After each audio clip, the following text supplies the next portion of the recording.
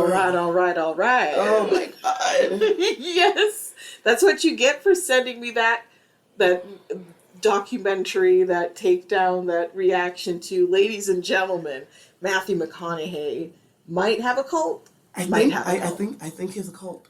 He's been hanging out with Tony Robbins in his teeth. Yes.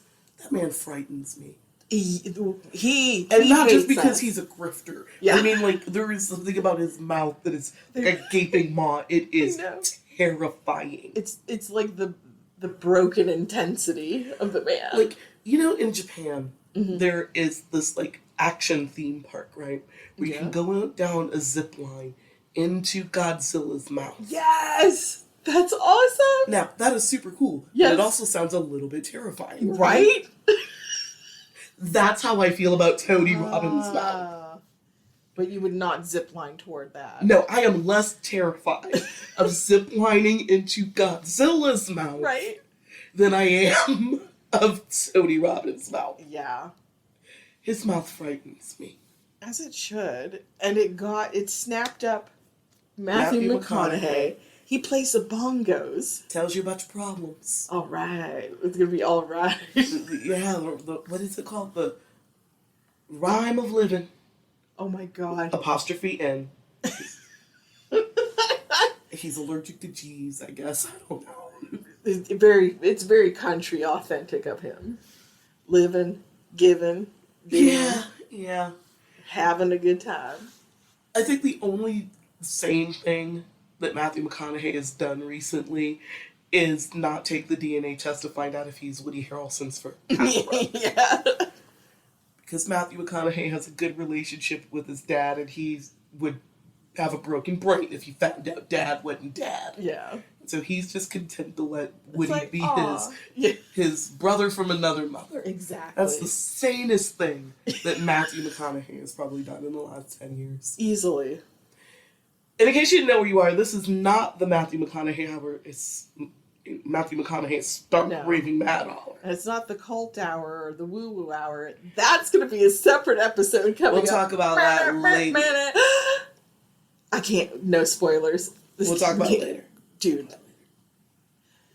It's going to be a thing. But I'm Smara. And I'm Jeannie. And this is Talk Deadly to Me. Oh, are you ready to pick up where we last left off with Jeff and Jill Cahill? Yes. I'm so ready. My body is ready. So where we last left off, Patty had gone for a visit. Mm-hmm. Jeff had harassed a bunch of companies and mail carriers for poisons. Oh my God, right. And the kids didn't seem to take note that their father's mugshots all over the fucking hospital.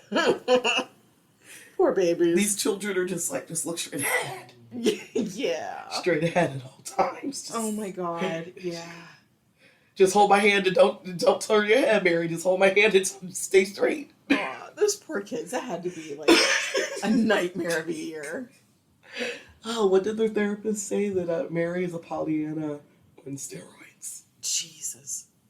Oh. In these days, Jeff is pissed off. Of course.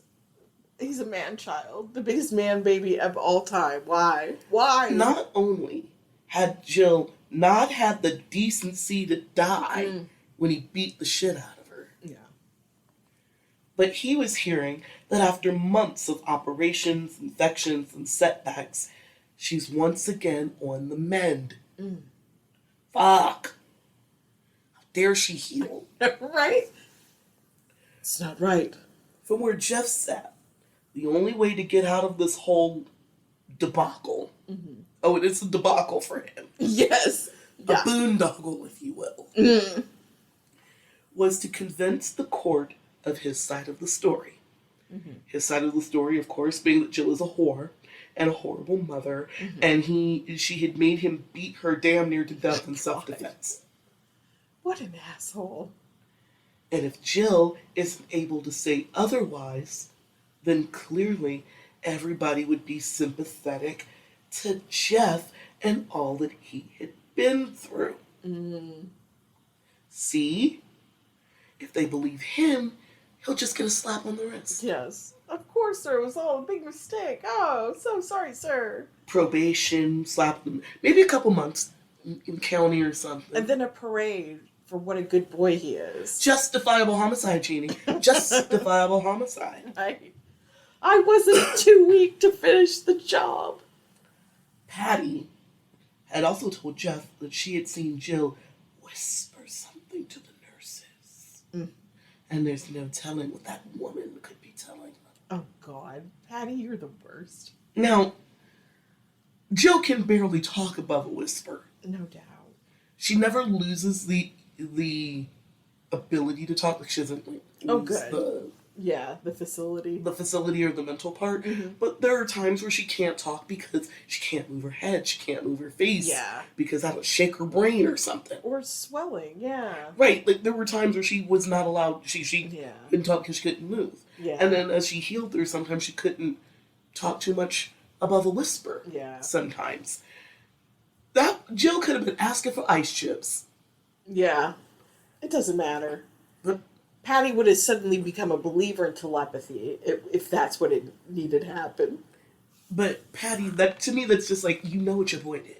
Yeah, of course she did. You know what he did. And she doesn't have a problem with it. But she knows it's fucked up. She knows he'll get in trouble. Right. But she's fine with this. And Patty told Jeff about how sick and pitiful Jill looked. She's not the vibrant, artistic woman right now that she once was. She's lost she was never a big person. Even at tapping out at 5'10", she was maybe 170 pounds, Yeah. max. But she's down to like 110. She's frail. She's got casts on and everything else. And she would just look really sympathetic at trial. Looking like that. And to add insult to injury, the rumor mill and the local news was starting to report that he's a deadbeat dad that didn't pay the child support. Because it's true. I mean, it is true. Yeah. But now, like, the truth about how Jeff may not be a good guy. But now it's making us look bad. His child support was only $400. I know, right? And his family can afford it. So something needs to be done about Jill. On Tuesday, October 28th, 1998, Jeff Cahill decided that now was the time to do something about the Jill situation and put it to rest once and for all. Yeah. He went out to the backyard and got the cyanide from the she shed. Oh. Jill had a little shed for all of her gardening and arts and crafts type supplies. Hid the poison with the crafting stuff. Oh, gross. That is so petty. He took one of the little glitter tubes, get from Joanne's little plastic glitter tube, little screw on cap. Took one of those out, dumped out the glitter. I don't know why it stuck in my head that it was green glitter. He said it's because it's so petty and fucked up. It's green glitter. Yeah. To go to this much, meticulous trouble in such a petty way. And the things she loved. It was something... She loved that green glitter. She loved it. She loved her little crafting shed. Exactly. So he dumps the green glitter down the sink. And then he uses the little tube that the glitter was in to mix his cyanide concoction using the recipe that he found online. Y'all gotta find that shit yourself. Y'all get me in trouble. Well, what was the recipe, Samara? Y'all got the internet. You look it up. Yeah. Fuck you. Once the mixture was done, Jeff put the poisons back into the hiding place in the she shed. Next, Jeff changed into a blue work shirt and some off-white khakis. It was an outfit that he wore any time he wanted to sneak into the hospital. Yeah. Jill's in the hospital 8 months, almost a year. He probably snuck in to see her a few dozen times. I mean, maybe even 100. Yeah. But whenever he wants to, he puts on this outfit. That is so annoying. That is so annoying to me. I know I can't change it. I can't make him more obvious or anybody better at their jobs, whatever. But it just bothers me that he's just sneaking in there, practicing. Yeah. His outfit was basically undetected. Yeah. He put on It makes sense. his off-white khakis, his blue shirt, that cheap Kid Pussycat wig. Yeah. Pussycat wig. Yeah. Just random janitor. And F all those people for being so unacquainted with your janitorial staff. Right? That you never, like, thought, who's the new guy? Yeah, he put on that Pussycat wig, maroon hat. Especially with that Pussycat wig. Right, the Pussycat wig is horrible. Like, wigs are fairly obvious, and I don't think this man picked a good one. No, it's a straight Pussycat with a little shake and go. Yes. Plops that on his head, calls it macaroni, puts in a maroon baseball hat, Yeah. and then mops his way into the hospital. It was just after 9 p.m. when Jeff headed out to the hospital in his brother Mark's black Jeep. They be borrowing the fuck out of this Jeep. Mark, you suck. I mean, Mark does suck for a lot of reasons, but it's like... Also, it's a shitty thing to do to your brother. Oh yeah, use his car? Yeah. Yeah. Remember, the Cahill boys just don't fight in front of their parents. Exactly. They won't do that. Yeah. But I don't know. There might be some deep-seated resentments with these boys. Because you know my theory about Spanky. I can't... John is Weasel. Yes. Kevin is Nipper. Mark is Howdy. Yeah. But they all know Jeff is the golden child.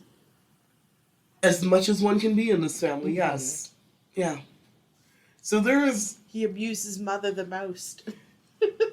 I think the Cahill boys' relationships are a lot more complicated than Patty would like us to know. Yeah. So it might be some passive-aggressive shit. Yes, definitely. At the hospital, Jeff parked far away from the main entrance, checked the mirrors, make sure the little Pussycat wig is on right, cover that thinning rat's nest that is his actual hair. Poor man, he got a Peter Griffin hairline. Don't say poor man, he deserves that. Well, he does deserve it, but it's like nothing wrong with it, but it bothered him, and he deserves to be bothered very much. He's not virile enough. Patty birthed all boys and they're bald. Baldness comes from the mother, Patty. So he gets his Pussycat wig together.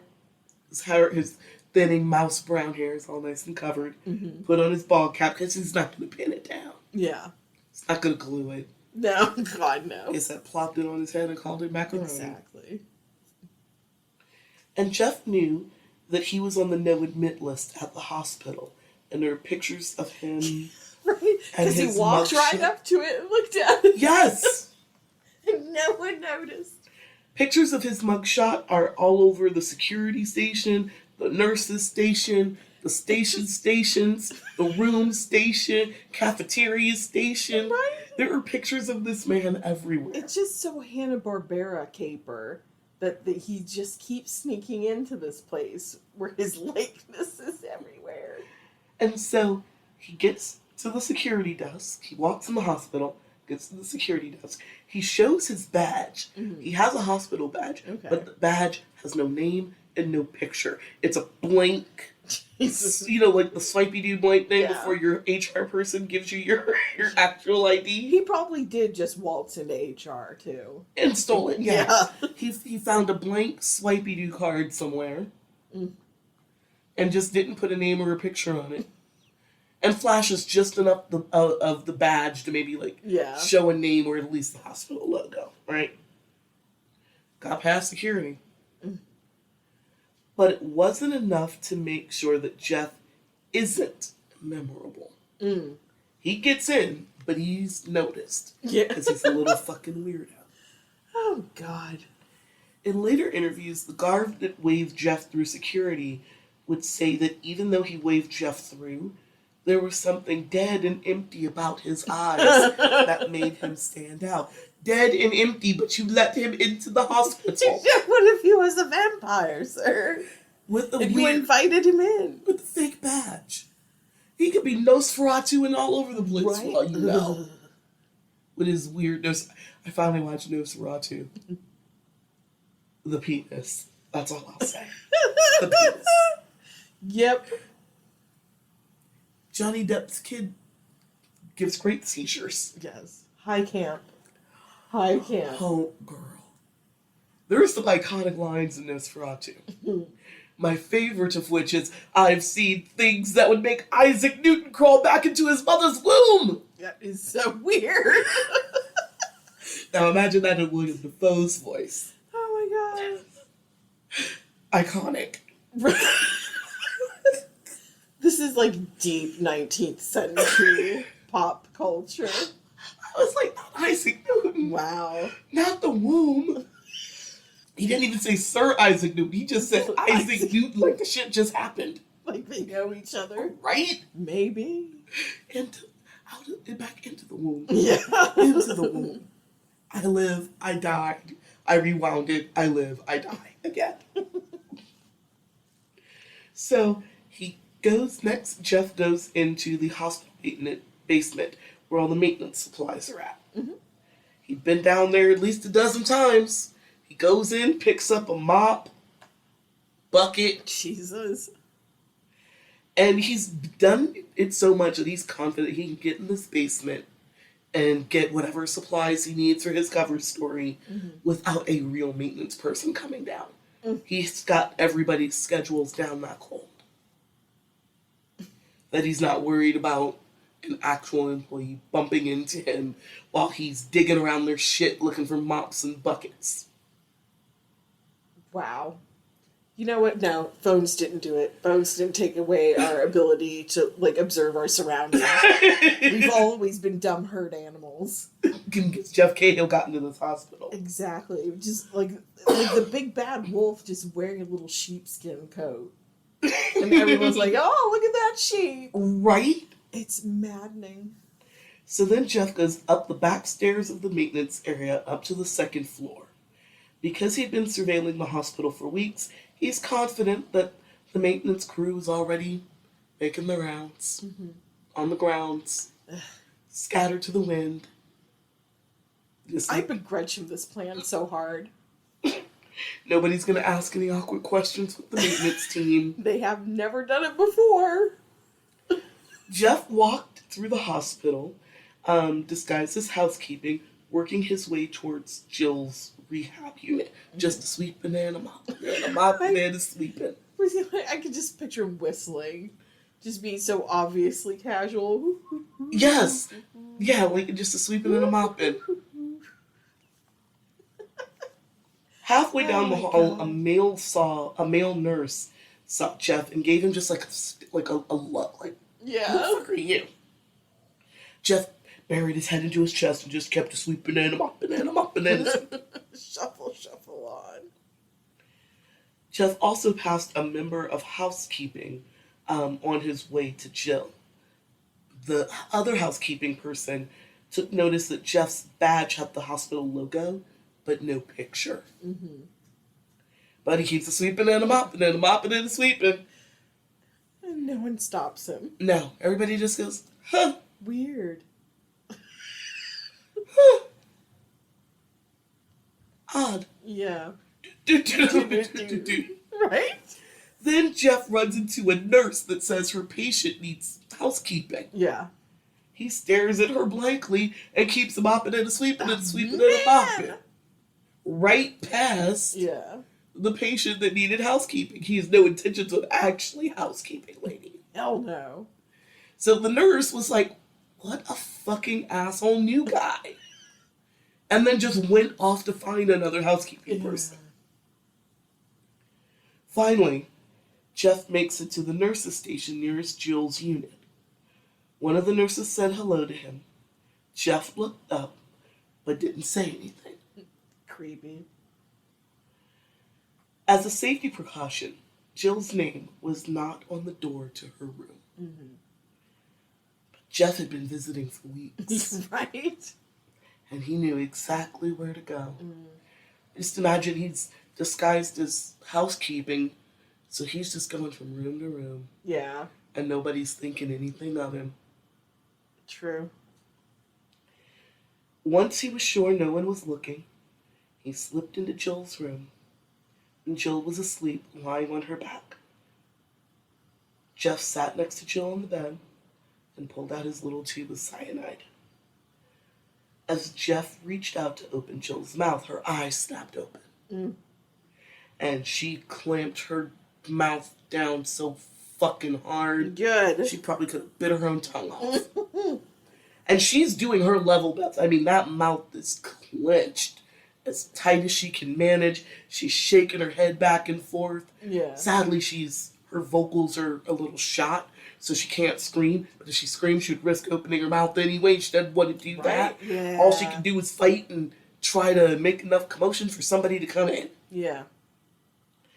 Sadly, all is for naught. Jeff grabbed Jill by her lower jaw, squeezed so hard. Remember, she had a broken jaw and a whole bunch of other injuries in that area from the beating. So imagine it probably hurt like hell. Yeah. If, and it's also probably why she wasn't able to keep her mouth shut. Yeah. Once he squeezed her jaw, because it still got damage. Yeah. And that made her open her mouth just enough. But she still fought it the whole way. He didn't pour it in nice. She ended up with cyanide running down her chin, down her chest, got it on her cheek, because she was really shaking that head. Yeah. Not to get it in her mouth.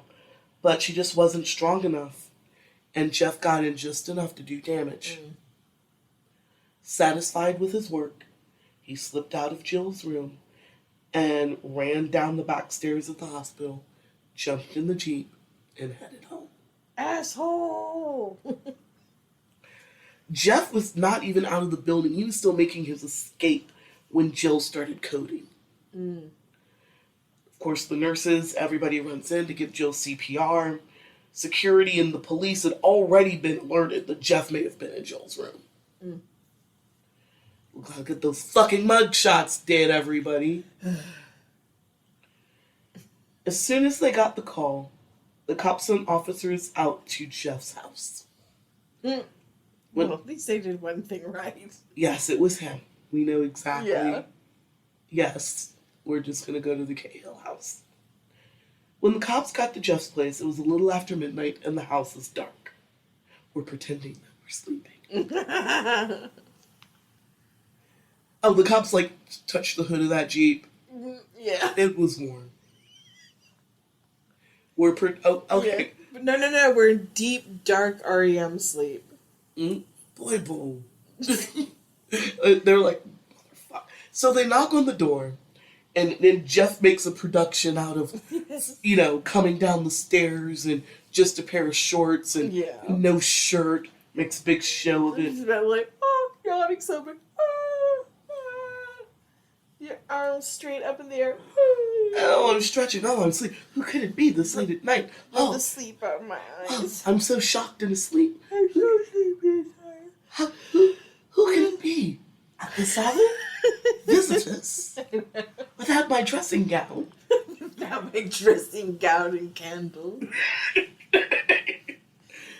And so the cops were like, Jeff, put on some fucking clothes.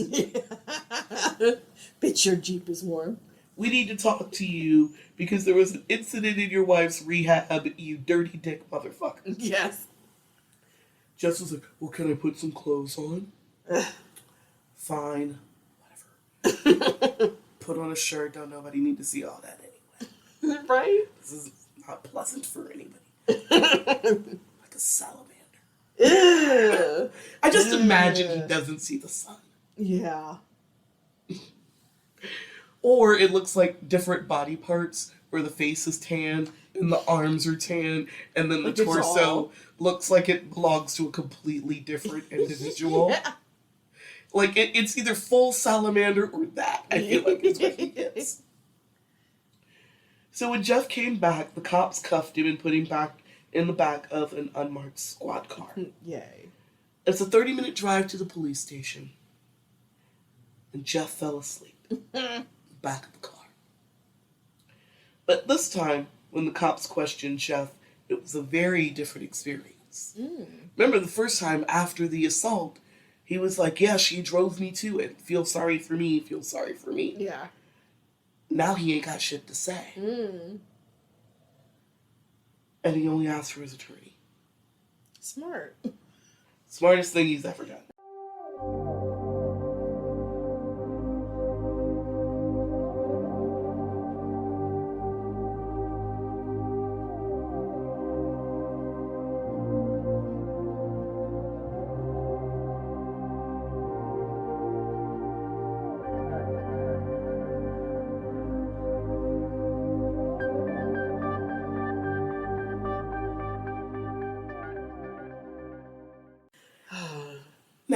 By 5:12 a.m., the DA was in front of a judge, swearing out a warrant for Mark's Jeep and for Jeff's home and property. Oh my God, they've had it like 3/4 filled out this whole time. Yeah. Now they can nail him. Yes. It's been sitting in a file folder right on top. Right. Yeah, they've got the hounds already. Burr, burr, burr. Well, now they're at least getting to work. Yes. I'll take it. By this time, they had spoken to some of the hospital staff that had seen Jeff lurking around the halls. And they were looking for wigs, glasses, and anything that looked like the faux hospital uniform he had been seen wearing, along with any toxins. The cops also collected all of the bedding from Jill's room. Oh, good. During the search of Jeff's house, the cops found several wigs, including one that matched the little reddish-brown pussycat wig that everybody saw Jeff wear. Yes. They also seized Jeff's computer. And while the search warrant was underway, another group of cops were showing a photo lineup with Jeff's mugshot to hospital staff. All of them ID'd Jeff as the bogus hospital worker that they saw the night Jill died. Pictures everywhere. And they recognize him from a picture. But you ain't say nothing. I know. When he was lurking in these halls. They never looked at the pictures. No. Clearly. Because you would think if they look at it, the first thing I would think they would say is like, hey, isn't this picture that was on the wall? Follow that guy! Hey, it was that guy. You would think, but... At 10:30 a.m., the police called the McDonald's house to tell the Russells that something had happened to Jill. The doctor on the line told the Russells that someone had broken into the hospital and Jill has been poisoned. Oh. Before the Russells could get themselves dressed, there was a cadre of cops on the McDonald's lawn waiting to escort the whole family to the hospital. Well, they better. Man. The least they could do, besides protect their daughter, is get them to her side as fast as humanly possible. Right? And it's so weird because this is one of those cases of domestic violence where the DA did take it seriously. Yeah. And the cops were doing their work. And yet. I know. This wasn't one of the, oh my God, I can't believe. No. We knew. The paperwork was filled out 3/4 of the way. Just missing the date and the signature. Right? As the Russells headed to the hospital, the McDonald's took care of the kids. This is a lot. Yeah. Joan and Fred had some debate on should we take the kids, should we not? Yeah. But they're like, let's hold off until there's no choice in the matter. At the hospital, the Russells sat and waited for news, and all the doctors would say was that the situation was grim, and they couldn't get a response from Jill's brainstem. When the Russells were finally allowed to see Jill, Joan took one look at her daughter and just said, she's dead. She knew. Yeah. Jill was on a respirator, and her organs were failing. But Joan could tell from the scratches on Jill's chin that she went out fighting. He grabbed her hard. She had like 2 little fingernail scratches on the bottom of her chin from how hard he had to grab and hold her. Kathy McDonald was tasked with telling Debbie, Jill's sister, that Jeff had broken into the hospital and poisoned Jill. Jill was being kept alive on a ventilator, but Debbie and anybody else that wanted to come needed to come now. Yeah. The kids were still with the McDonald's, but before the day was over, the Russells decided that, we gotta bring Tim and Mary in. Because it's time for them to say goodbye. Yeah. A priest was called, gave Jill the last rites. I'm sure Patty was very pleased, even though she wasn't there. Catholicing was happening.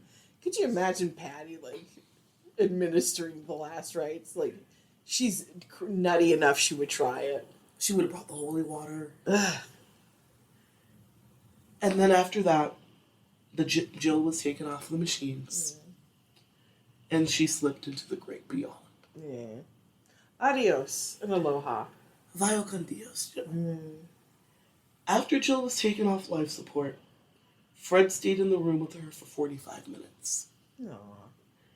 In later interviews, Fred would say that he regretted staying with her for that long.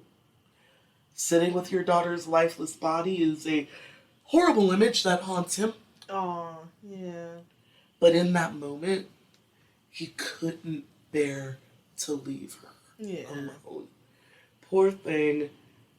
His last memories are like her just gray, ashen, lifeless. Yeah. Jim's last memory, just before the machines come off, she still looked like, had some color. Looked like herself. Yeah. And she was still present. Yeah, and Fred kind of regrets that that's the gray, the death is the last image. Aw, poor guy. When he's like, I probably shouldn't have stayed, but there's no right or wrong here. It's just I understand the impulse, and I'm sorry that memory's not as sweet for you. Yeah. I guess. Because you never know how that kind of stuff's gonna sit in your head. True. Very true. By 3:45 a.m., Jeff had been arrested for aggravated assault and attempted murder. Good. Yeah, at the very least. And this time he was held on bail for $1 million. More. Or $2 million bond. Good. Thank you. An immediate acquiescence to my request. I love it. This time the Cahill family did not rush to bail him out. Good. Look, Jim Cahill is a lot of things, but he is not going to ruin his retirement for this boy. No. No. He got 4 or 5 more. Exactly. Fuck that. Let that one go. Yeah. We've got all the use out of him we could expect. As Jill slipped away into the great beyond, the DA announced that he was going for the death penalty. I'm going to kill him. Wow. I'll kill him dead. They are sorry they messed up. Very. We'll talk about it later, but like the doctors, the nurses, everybody. Yeah, the survivor's guilt must be real. Yeah. And not just that, but like the doctors and the nurses that had been with her for that whole year, just helping her through all those ups and downs. They were attached. Yeah. They were attached. And they must I would just be kicking myself if I knew like the guy I was supposed to be on the lookout for like had been getting in and got in for weeks and months on end and we never noticed. That's just like that is a lot of therapy. I hope they all got it. Oh yeah. Right. The day after Jill died, the Russells got a call from Tim Cahill. Tim is Tim. John is Weasel. Mark is Howdy. Kevin is, I forget who, Nipper. Yes, that's it. But Tim is Tim. Yep. He's got Timmergy. Yes, he does. Call me Tim, goddammit. Nipper. I know, right? Such weird little names. Apparently, the old truck that Jeff had been using, when he wasn't using Mark's Jeep, of course, was still registered to Jill and parked at Tim's father-in-law's dealership. Tim Cahill was calling to demand that the Russells come and get the truck before he has this heap towed and thrown on the streets. I will turn her out into the streets. Okay. I know, it's so weird. It ain't even Jill's truck. I mean, I know it's registered in her name, but it was clearly Jeff's truck. Yeah, but still. And it was hidden over there so it wouldn't be impounded because he didn't pay insurance. But whatever. Right? Whatever. Mark Cahill got the news that Jill was dead and Jeff was the prime suspect when he opened morning paper. The best part of waking up is murder in your cup. God damn it, Jeff. I bet you used my Jeep. Mark drove back home, and on his drive he cruised by Jeff's house. Mark stopped because he saw his mother standing in the backyard crying. She went over to Jeff's house and she went to the bushes to weep. I just imagine it smelled of sulfur, you know. It made the devil shriek.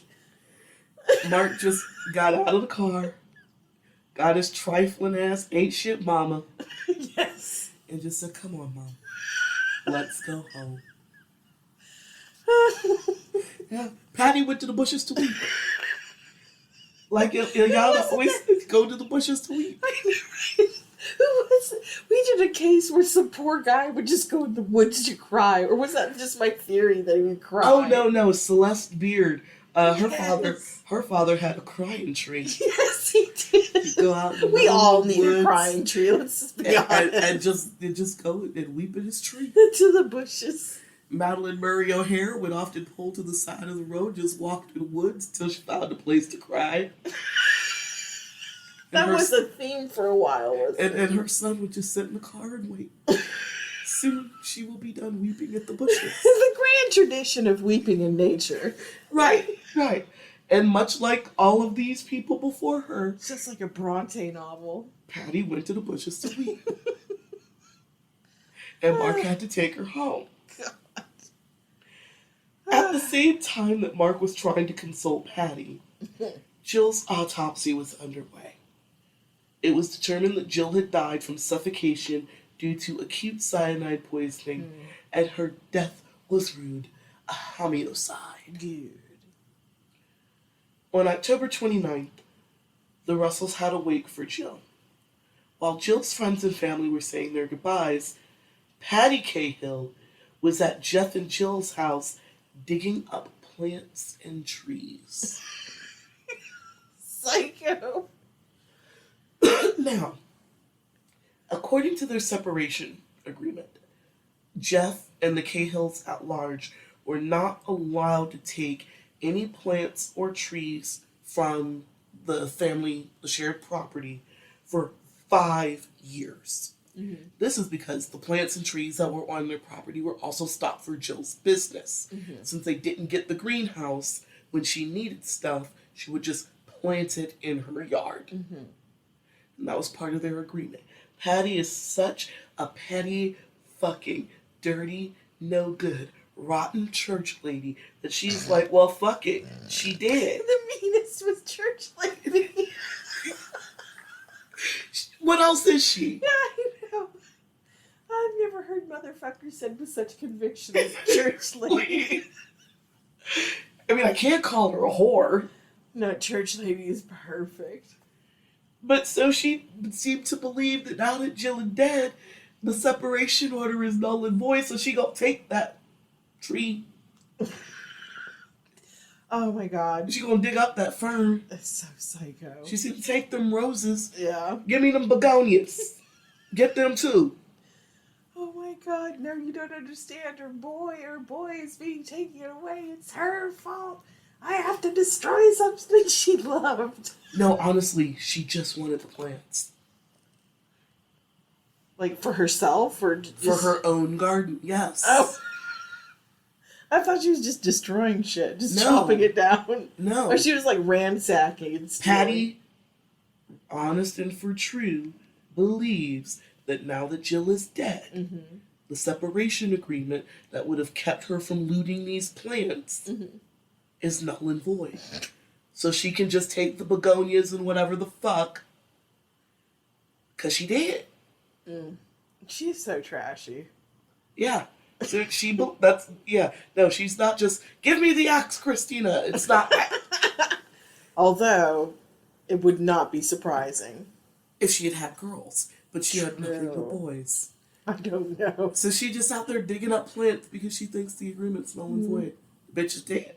Why can't I have this ficus? I want it.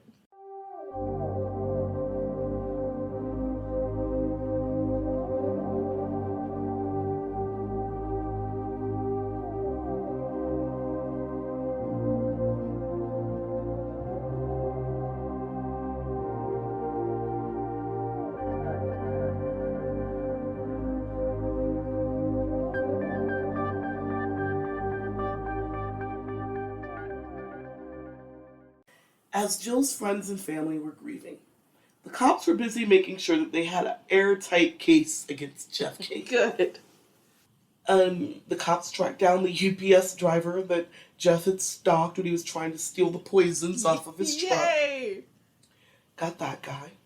During their interview, the UPS driver thought that it was odd that Jeff had turned down several packages for the company he said he worked for before walking away with an envelope.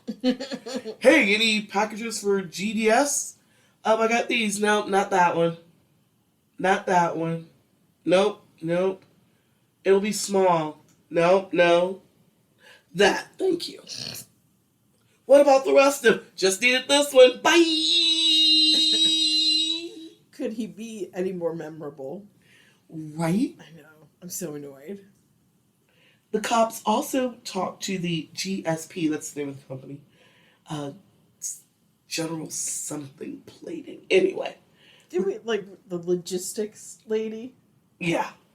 So the cops talked to the GSP employees that had strange interactions with Jeff and had reported the incident to the cops.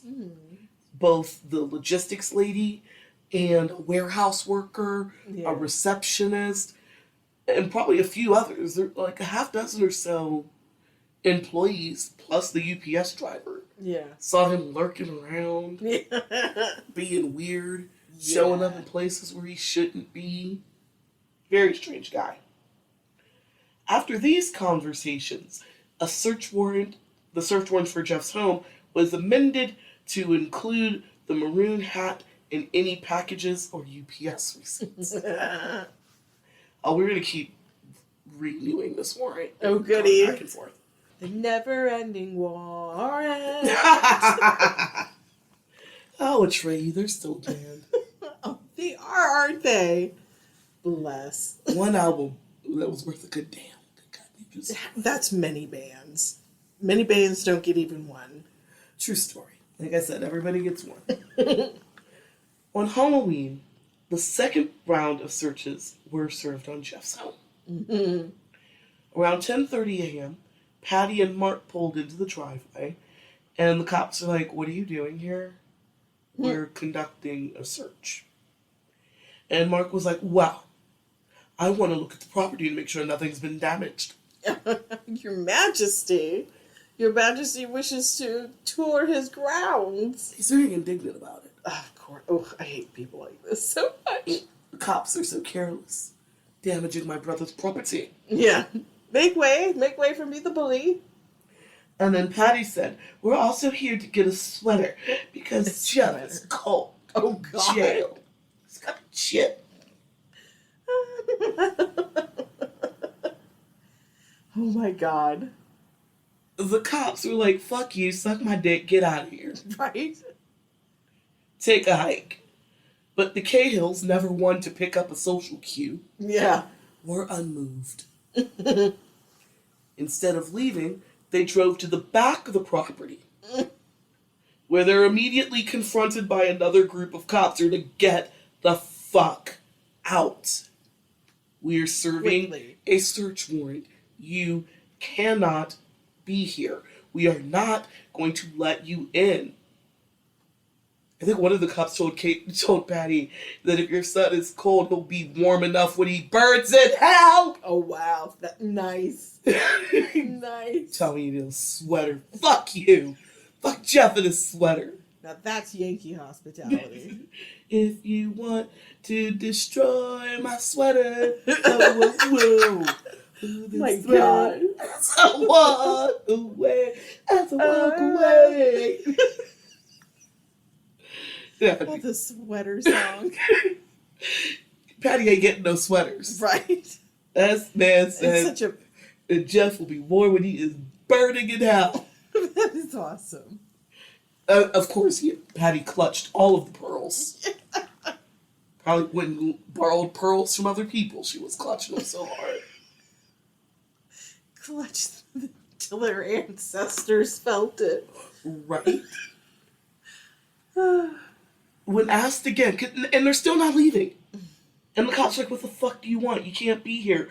Mark is like, "Well, I need to check the shed for a piece of equipment. Okay. Something called a brake. Jeff uses it to put siding on homes, and I need to make sure that it is intact. And once again, the cops are like, suck my dick, fuck you, get out. Correct answer. Don't make me shoot you. Yeah, but now we're going to pay extra special attention to that shed.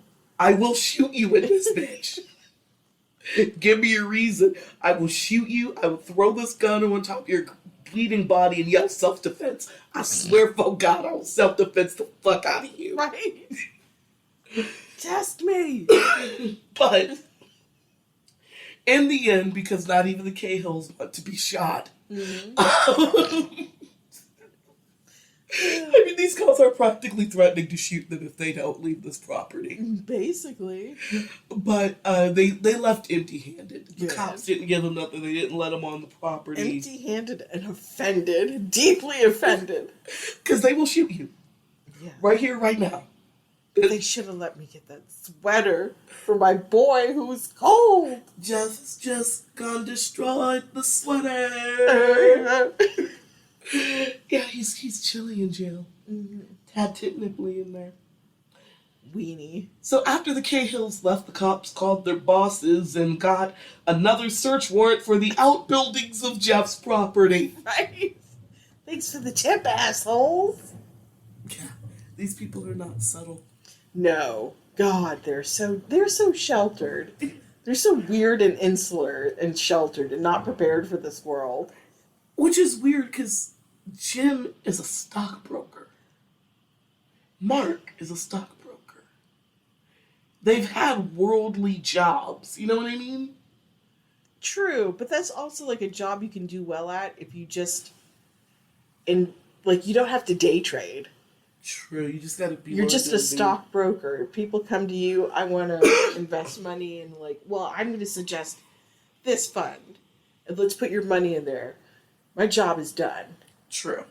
And then they just make financial reports for people. True. You don't have to, you don't have to be worldly to be a It's just weird that you know, but they're jobs that they put you in Right. the world. So why do I can't remember, did they grow up without television? Did Patty not let them watch TV? I don't know. Or am I thinking some weird trad wife family where they only watch Little House on the Prairie? Yeah, Sharon, what's her name? Her family let them watch, like, wholesome television. But, yeah, I don't know what their... But they seem sheltered like that. Yeah, I don't Like know what they their do, relation to yeah. pop culture at large is. I would say it's probably normal-ish. Like, they played football, they watched sports. Like, Yeah. I don't see Patty and Jim being so far gone that, like, nothing ever, Yeah. you know, no rated R. Church and home. Right, there are no rated R movies in their house, you know, She chaperoned them an awful lot. until they were 30. Nobody could really be gone until you're 35, no. So once they searched the shed, the cops found a vial of cyanide You don't say. labeled from the Spectrum Quality Company, the place in California where Jeff had ordered the poison. Just left the label on the box. Oh my God. Name on it and everything. Like, we're not even gonna try. I know, right? And we're here to try. They are in homework mode. Man. And it's just so sloppy. It's disrespectful. Also disrespectful disrespecting these hoes. Disrespecting these hoes, man. Truly. Yeah. I hate that he did it, but it's like you shouldn't have gotten away with this. He's not even a pretext at caring about your crimes. I know. Just... Bleh. Bleh.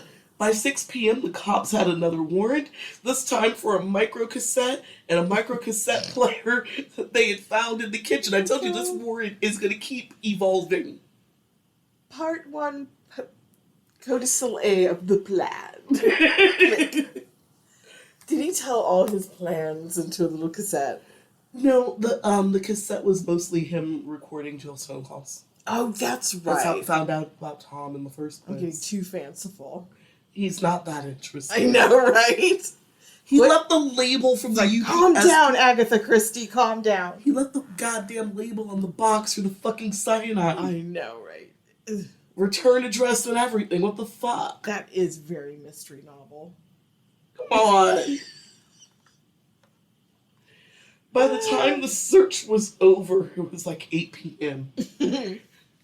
They've been at it since like 5 p.m. It was a long search. Yeah. Because you kept having to admit, they would just be like, oh, all right, get a warrant for this to make sure that we can touch it legally because, man. It's got a lot of cassette tapes here.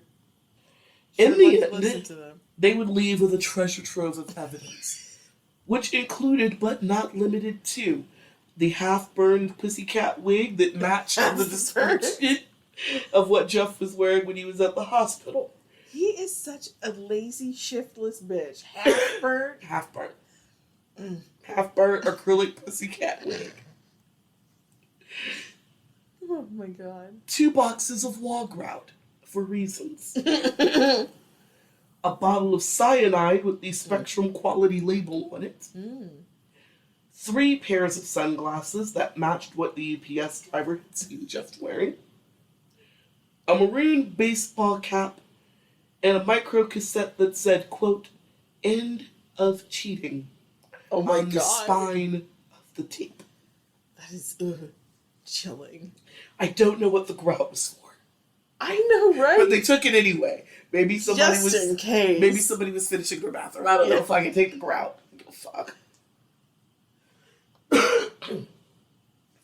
As Jeff's home was being searched, Jill's funeral was underway. Over 400 people were in attendance. Good. It was a closed casket service, and next to Jill's picture, there was a massive bouquet of 500 pink roses. Aww. Purchased by the lovelorn and heartbroken Tom Tulloch. Aw, poor Tom. While the timing of Jill's funeral is a coincidence, many people in the church kept thinking of the Halloween the year before. Yeah, fucking creepy. Jeff had dressed up like O.J. Simpson and told everybody that the dead blow-up doll around his neck wasn't Nicole. It's Jill. Ugh. What a creep. Such... Ugh. This is so ghoulish. It is. That's And not disrespectful. bad. Yeah. In later interviews, Tom said he cried the entire service. Yeah. He really did love her.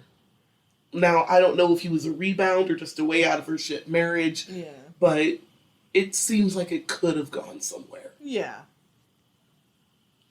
As Jill's family and friends laid her to rest, a judge barred Jeff, his brothers, and his parents from having any contact with Tim or Mary or the Russells for any reason. I don't give a fuck. Not a single fuck. Not a single solitary fuck. Sit your narrow ass and your unlined wool skirts over there. Yes. Patricia.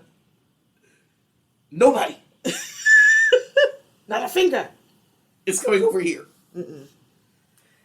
And through their lawyers, the Cahills said that the judge's decision was a knee-jerk reaction. No, I think this is long and considered. Right, no, this is they really think that the judge is overreacting. Jeff only wanted to hurt Jill. I would never hurt. Right? We got what we wanted. Yeah. Why would you think we would never hurt her parents? Like, why would you? Yeah. You're overreacting, sir. Yeah, we already got what we wanted. After the funeral, the original plan was to bury Jill's ashes in her hometown in a plot that had originally been reserved for her parents. But in the end, nobody in the Russell family could bring themselves to put Jilly in the ground. Aww.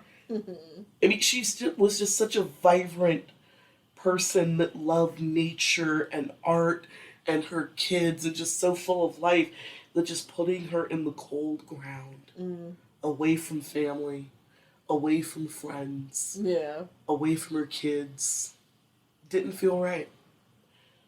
So, instead, the Russells talked to Tim and Mary, and the kids liked the idea of keeping their mom in the house. Mm-hmm. And so they took Jill's ashes home with them on Christmas Day, 1999. Mm. In later interviews, the family said that they all felt comfort having Jill in the home with them. Mm. That's nice. And over time, they have found ways to include her in some of her favorite holidays. That's nice. Halloween was one of her favorite holidays, so they put like a Mardi Gras mask on her. Mm. She was a Christmas freak, so they put lights and stuff on her. That's sweet. On her birthday, they let the kids pick a cake, mm-hmm. and they have cake with their mom. Nice. So hey, yeah. There's no right way to deal with this sort of stuff, and if it's not fucking up the kids, yeah, and it's giving everybody involved some measure of comfort, yes, I don't have to be good with it. I don't gotta live with her. Yeah, I think it's really smart and compassionate to let the kids lead. Yeah. So yeah, that's wise. Yeah, so they put a halo on her for Christmas. That's so cute. Oh, that is funny too. Yeah. You just like, what's that, Jill? What do you even say? You just okay, it's Jill. You say Merry Christmas is what you say. Right. Happy birthday, ma'am. Right. Bringing home the boyfriend, girlfriend. Here's my mom. Right. Mom, so mom. Hey, if there is a Beyond out there, I'm sure Jill loved it. Yeah. Every fucking minute of it. The sweetness and the ridiculous of it is not lost on her. Yeah. If there is something on the other side, and she is bearing witness to all of this. In the wake of Jill's death, there were questions. Lots of questions. Chief of which was how the fuck was able to Jeff get what? How? Yeah. Who? How'd he get in? There's pictures of him. We staked the place out. There's security. Who? What? When? Where? Who do I have to kill that let this happen? Right? Jeff. I mean, obviously, but somebody else. Why the death penalty? But yeah. Like somebody else's head should roll too. I don't know who, but somebody's. There was a massive failure somewhere. In later interviews, the Russells would say that even though hospital security knew who they were, because they were in that hospital for months, day in and day out, they relocated to 18 miles outside of Syracuse for her. So security knew damn good and well who they were and who they were there to see, but they always made Fred and Joan and Debbie and the rest of her family show ID. But yet, Jeff's dumbass could get in with a vague look and a pussycat wig. Right? I'd be so mad. I don't know why I'm so offended by that pussycat wig. It's because it shouldn't have been sufficient. It should have been a giveaway. It's very irritating that these people were just so blind to staff. Yeah. I think they did. I think they thought they were doing a great job. I bet you every visitor, vendor, any outsider that was coming through there was showing their ID and they were protecting her. They just never thought to look at the janitors. Probably. That was the luck he had in this caper. Yeah. That's the only reason that worked was because he looked like staff, and just no one looked at the staff. And an acrylic pussycat. I know. Just as floppy. Yeah. He's just weird enough to get their attention. Right. And he did it just soon enough before, the gossip machine could start comparing notes about this. They would have eventually noticed. Oh, yeah. They would have eventually figured it out. They were on his trail that day. It's just that the 4 or 5, the half dozen people that saw him didn't get together in time. I know, it's unfortunate. There were even more questions when the local paper started to report that a neighboring police department had information that the Jeep belonging to the Cahill family was involved with stolen packages from local manufacturers that may have included cyanide. Finally they talk. None of the Cahills were questioned. Of course not. GSP, the company that reported the stolen packages, had done everything right. Yes, they did. They went above and beyond, in my opinion. They did an internal audit and then reported the theft. And multiple times, right? Yeah. Yeah. And when the neighboring chief of police was interviewed, all he could say was, in the end, there will be more praise than criticism for how this was handled. The lies you tell, sir. What in the Uvalde did he say? In the end, there will be more praise than criticism for how this is handled. Yeah. I think more praise for others, more criticism for you, sir. That just, I know it's not professional. That's what when you just say, boy, boo. Boo. Yeah. Or just laugh straight in his face. The cops that were actively investigating Jeff and Jill's death wouldn't get this info about the chemical theft the next town over until a week after Jill was dead. Ooh. But he got the info. Good. I think that's the praise part. Yeah. Maybe. That it happened at all. Is what he's trying to say. I don't know. But if that set of cops would have done their goddamn jobs, all they said, we can't make meth with it. Right. Jesus Christ. On November 17th, the Russells were back in family court. This time, they're after full custody of Tim and Mary. None of this shared shit. Yeah. Suck my dick. You're never going to see these children again. Right? You guys are awful and psychotic. They get to make choices as adults, but if I can help it, you'll never see these children again. Amen.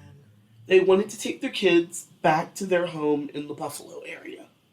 And the only thing keeping them in town was the original judge's order that said the kids had to stay in a local school district, which is when it was just an assault. Mm-hmm. I mean, it was never just an assault, but you know what I mean. Yeah. The Russells felt, and I firmly agree, that if Tim and Mary are ever going to have a normal life, they need to get the fuck out of the town where they would forever be the kids whose mom was beaten to death by their dad. Yeah. Ugh. Start over. Let these kids start over. Shockingly, the Cahills didn't fight them. That is surprising. They're like, yeah. They agreed that it was best for the children to be out of town, at least until Jeff's trial is over. Mm-hmm. We'll talk about it in a little bit, but I have a feeling that if Jeff's trial doesn't go the way it does, then the Cahills would have fought for custody after the fact. Okay. But right now, they're content to okay, there's a lot going on here. Okay. I am surprised that they are avoiding this prime chance to be trashy. Right. I'll let them have it. Before leaving town, the Russells went back to Jeff and Jill's house to clear out some of Jill's things and get some stuff for the kids. In later interviews, Joan said that going into that house was the coldest thing she ever felt. See, when Jill was alive, Jill had used all of this creative energy to turn this farmhouse into the sweet, quaint, flower-filled home that it was. Yeah. And without her joie de vivre, you could it looked like a 200-year-old farmhouse. Like every crack in the wall, all the way down to the used furniture, because they could never afford anything better. You could just see how shabbily they were living. What a dump. Yeah. Without her to breathe life into the place. Yeah. And in the wake of the attack and Jill's subsequent death, Jeff had taken everything off of the walls and gotten rid of a lot of the used furniture that Jill had repainted. The place looked like it was devoid of life and falling apart. Well, yes.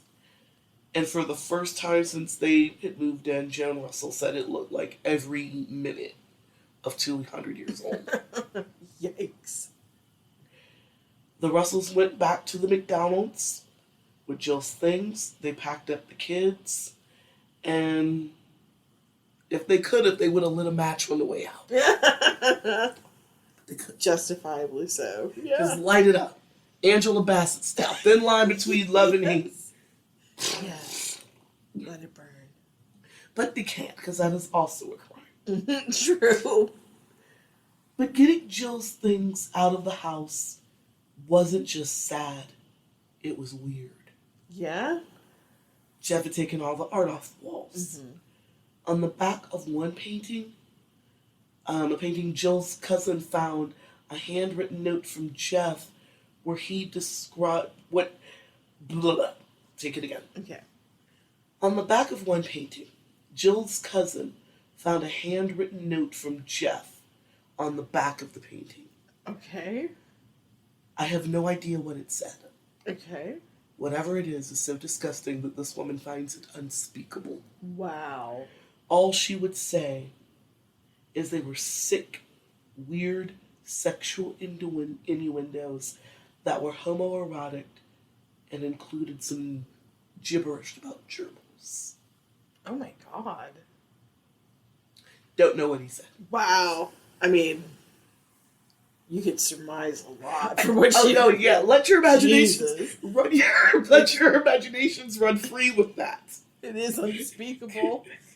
But all she would give is that general description, Wow. and she did not quote it, but I bet you it's seared into her brain in a way that if brain bleach was real, she would take it. Right.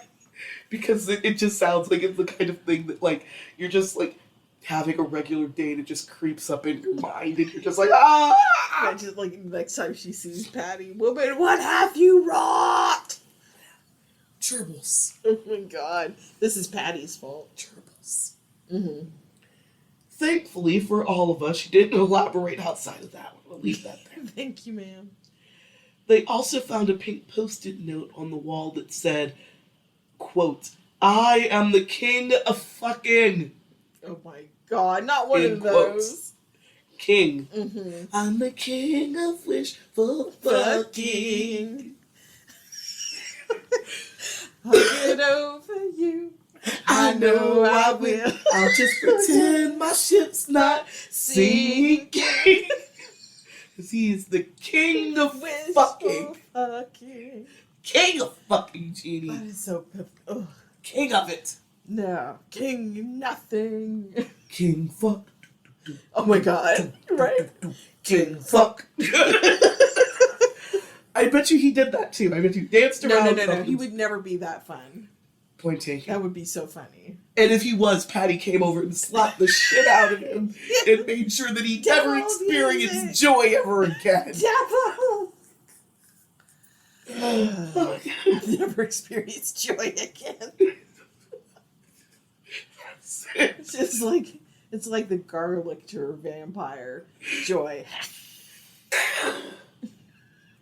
That was also in Jeff's handwriting. King of fucking. Yeah. Oh god, that's so pathetic. Yeah. Yes. There's a lot of weird shit in that house. Mm-hmm. And they were never able to find a bunch of Jill's family photo albums. Oh. And videos of her and the kids. I bet you it's at Patty's house, and Patty's not going to give that kind of shit. I don't think Jeff destroyed it. If he would have destroyed it, it would have been in that house. He destroyed a bunch of other shit. Mm-hmm. You know, wrote his weird little sexy gerbil messages on things, and king fucking, and, you know, jam on the walls, or whatever the fuck weird shit that was going on over there. I think if he would have destroyed the photo albums and stuff, they would have been in the house. Probably. Yeah. But I bet you he gave them to Patty. Mm. Patty's not going to offer that shit up. No. God, no. And the Russells aren't going to ask. No. Because at this point, Joan and Fred can't go out over there without wanting to ram a spike through her eye. Right? And someone needs to stay out on this side of the jail walls. Yes. To take care of these children. They have children to raise. It won't be a Cahill. You have children to raise. You can't drive a spike through her eye. I know.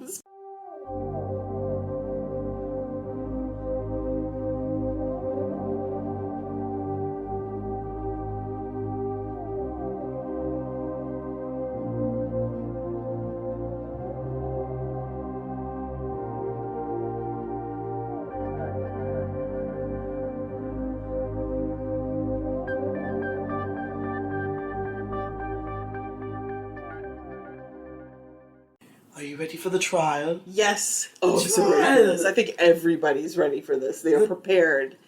They are double referenced, triple indexed, ready to go. Everyone is tumescent. Yes. Everybody's just like a low hum. Because everybody's ready. It's like the ley lines. Yeah, just it's a low rumble. Because everybody's been waiting for this. They're so ready to pounce. So 2 days after the Russells had removed Jill's things from the house, Jeff was indicted for 2 counts first-degree murder. Nice. 2 counts second-degree murder. Nice. 2 counts second-degree burglary. Mm-hmm.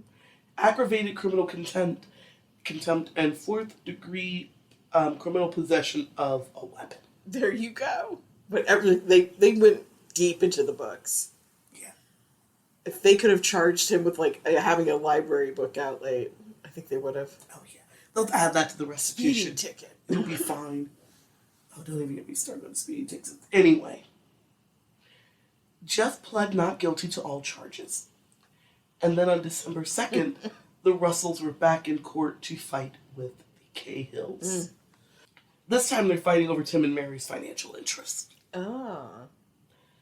The Russells wanted to be named guardians of property, which means they have the final say in the kids' financial interests. Mm-hmm. College funds, insurance monies, Yeah. Social Security, Yeah. all of that. While Jeff couldn't attend the hearing, Jeff and the rest of the Cahills told the court that it was best for both sets of grandparents to be co-guardians of the kids' financial interests. Essentially, the Cahills wanted to have joint control out of any money that the kids may get as a result of any wrongful death suits that may be filed down the road. It's a cash grab. Yeah. The Russells would win. Thank fuck. Right? And with that settled, the Russell family could head back to Buffalo. Yay! For now. To make sure that they had enough room, Debbie and her husband Bill refinanced their home to add an extension. Fred and Joan are the kids' legal guardians, but the day-to-day, they're going to live with Debbie and her family. Okay. So it'll be joint custody of Nice. sorts between the grandparents and Aunt Debbie. Awesome. Just because Fred and Joan, they love the kids. Yeah, but they're older. Yeah. And the kids already love their cousins. Exactly. You know, Debbie's kids are only like a year or 3 older than... And Debbie is just by the nature of time, numbers, and counting. She's going to be a bigger part of their lives longer. Yeah. So in the end, that's what ends up happening. Good. With Fred and Joan basically handling the financial stuff and Debbie and her family with the day-to-day. Jeff would spend Christmas 1999 in jail. Good. Yay. Hopefully the first of many. And on New Year's Day, Jeff found out that the DA was requesting the death penalty. Happy New Year! Should old acquaintance be forgotten? Oh, that's some old lane. That's some old lane Zion for you. Yeah, I know, right? Happy New Year! You're gonna die! Yeah, the jungle! Welcome to the jungle! That's what I would do. I would just I couldn't be a corrections officer. I would just be doing bad Welcome to the Jungle parodies and teasing this dude that's about to get the death penalty for a heinous crime. I do try to use my powers for good. Which is why you never got into the crime-fighting business. True story.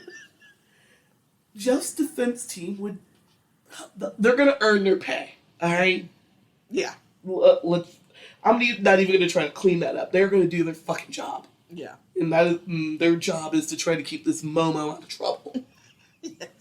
And to do so, they are going to bury the court in motion after motion after motion, trying to get both the assault and the murder charges thrown out. Then they tried to get the death penalty thrown out by saying the DA was only pursuing the death penalty to appease the Russells and the court of public opinion. No. He killed her twice. Yeah, I know, right? Turnabout's fair play. Yeah. I only get to kill him once. He got to do it twice. Exactly. So we get one. Then they said the death penalty shouldn't even be on the table because there are worse people out there. God, you're right. They're just anything. I would if I was the judge, I'd be so pissed if I saw that. You know what, they are, but they didn't do this. Yeah, there are worse people out there, but those people didn't do this. Yeah. You did this. Yeah, and you're filing a motion about it. I'm not worried about those worst people because their lawyers will deal with that. Yeah. We're here for this. Yeah. We did this. Yeah. There's worse people out. I know, right? Like I said, they doing their job. And when that didn't work, they accused the DA of bias, saying that the DA was only seeking the death penalty because Jill was white and middle class. They just everything. A move I can only surmise trying to make the prosecutors look like social justice warriors that are applying disproportionate justice to white people to balance out injustice in marginalized communities. Yes. I think is what they're trying. It failed. It doesn't work. None of this works. But putting a middle class white man to death somehow balances out. I know, right? Injustice. Yeah. Okay, girl. Look, you tried it. You saw that straw. You grasped for it. You grasped again. Just like the judge was just sitting there like, what? I know. What are you even doing? The only thing worse would have been like a sovereign citizen defense. Oh, God. Oh. That would have been worse, but that's the only way this gets worse, is if you would have, like, pulled a sovereign citizen. They don't. I know. It seems to be dancing awfully close to that line at some point. It's like what does is mean? They tried to attack the district attorney's theory of Jeff's motives by saying that since Jeff had already beaten Jill into a coma, there was no need to kill her to keep her from talking. Already collapsed her skull. What could she possibly have to say? Ouch. They tried it. I know, right? They also said that the hospital workers that had ID'd Jeff should be thrown out of evidence because they had already seen his mugshot plastered all over the hospital and now they biased. And again, I posit, no, they did not see those pictures. I'm just saying they tried it. They did. They tried everything, and all of it's thrown out. I know. I'm just imagining the judges feeding it immediately into the shredder as they come across his desk. Like, just now. No, we're not doing that.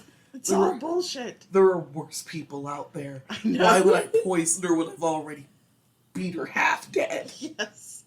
She's in a coma, Your Honor. Why would I kill her? Motive? Oh, boy. On April 27th, the Russells filed a $40 million wrongful death suit against Jeff and the security company that the hospital used. They were seeking $10 million for Jill's death, $20 for medical expenses, Yeah. And an additional $20 for like pain and suffering. Fair. Yeah. That's they didn't keep her safe. No, they didn't. They failed. They couldn't keep Jeff out of that hospital, even though his picture was everywhere. I know. Oh, and another $10 million for punitive damages. Forgot that. During jury selection for Jeff's trial, Jeff's defense team tried to scuttle the entire jury pool by saying there were not enough blacks, Latinos, poors, or immigrants and the 290 people that had been selected for possible juries. Oh my God. It was thrown out, but this is the first time I have ever heard a wealthy white man say there are not enough blacks in this room. I know. And where are the Latinos? And where are the women? They normally try to kick us the fuck out. I know, right? I feel like if he's out there screaming, where are all the blacks, he's desperate. He's unprecedentedly desperate. That is like, wow. Where are the Latinos? Ain't enough. I mean, I've seen a sovereign citizen demand the whole jury be taken out. But that man was just insane.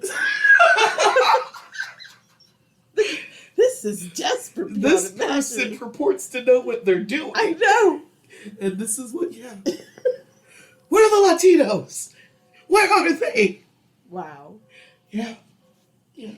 Tried it. This jury pool is not economically or racially diverse. And I move all the jury pool be out. I was like, I'll be a good goddamn. Right. I did not see that coming. That was not on my bingo card. It wasn't. It was funny as fuck. That's why I left it in. Because I was like, how often does that happen? Right? Huh? On July 17th, the defense team called the DA and said that Jeff is willing to plead guilty in exchange for life without parole. The DA said that letting the defense... taking that again. Mm-hmm. The DA replied that by letting the defense know that out of respect for the Russells and the Cahill kids, he would consider the offer because these people have suffered enough. Mm-hmm. But don't get it twisted. If we take this deal, one of the conditions is that Jeff is going to make a full and complete confession in open court. No ifs, ands, or buts about it. I'll do it. I'll save my money for this very expensive trial coming up. Yeah. And I'll save these people the heartache. But you gotta tell.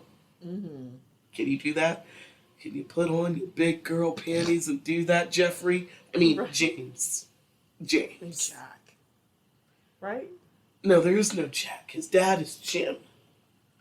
Mark is Nipper.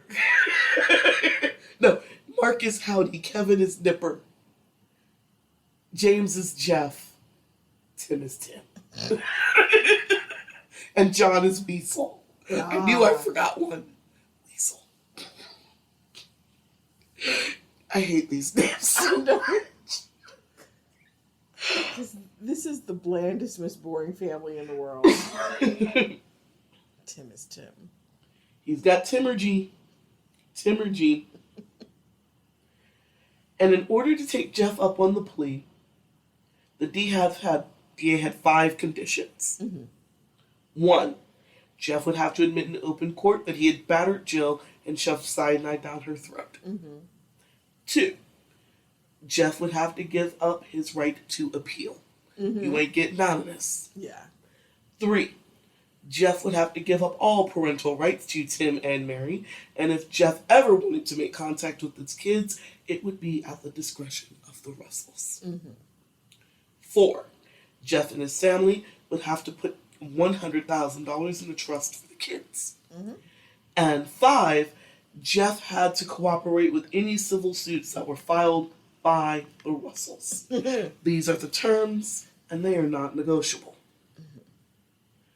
4 days later, Jeff and his defense team said that they liked the offer, but their only sticking point is that Jeff can only come up with $50,000 for the trust. Mm. Really? Yeah, bullshit. You really gonna nitpick? Yeah. For this? Bro. Dude, don't do this when they want to go to trial. The DA was like, if it wasn't for due process, I'll put a switch in your ass right now for that shit. Right. Come back and counter me. Exactly. I will fry you in this chair. Exactly. I can get reelected for this. Like, yeah.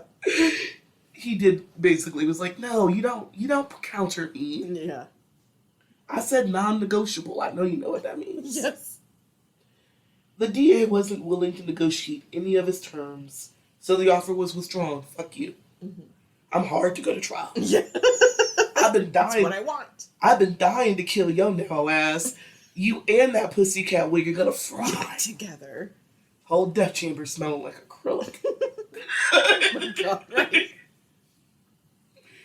By the end of business, Jeff's defense tried to get the case thrown out, saying that the DA negotiated in bad faith.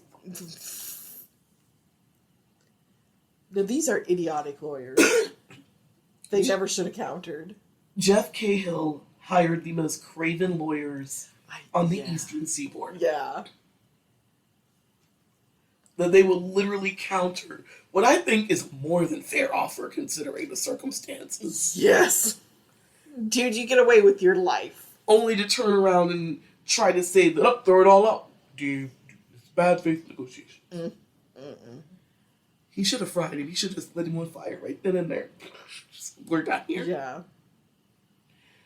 Even though he thought Jeff and the defense were full of shit, the DA took the financial part of the deal off the table. With the blessings of course, the Russell family. The DA didn't want to risk that an appeals court would agree that the only reason the DA withdrew the deal was because Jeff was broke. So while this is going down, Jeff's parents sold his house, the crime scene. Yeah. And eventually, plea negotiations broke down, and Jeff had to go to trial. Ah. The DA is not fucking with him. Yeah. Or his craven, cowardly team of attorneys. They're just apparently, well, I don't know. They've probably met Patty. These weirdos are telling them, this is what we want, this is what we're paying for. They're like, okay. I mean, they're doing their job. Dismiss on the fact that he already put her in a coma. Why would he kill her? Throughout the whole jury, I need more blacks, more poors. More women. More Latinos. I need an economically, racially, and gender diverse jury pool, sir. Yes. Or else there is no justice. I have never heard in my whole life. In the lead up to trial, Jeff's defense team tried to go to an appeals court to get a change of venue, but it was denied. With the jury selection almost done and the trial looming, Jeff's defense made a final plea to the DA, saying Mr. Cahill does not wish to evade or deny his responsibility for this murder. He understands that a trial will have consequences beyond his own fate and will subject his family and Jill's family to immeasurable pain and suffering. A trial of this sort will exact costs to all concerned. Those costs include the emotional toll, which will be borne mostly by the Cahill children and Jill's family. Yeah. End quote.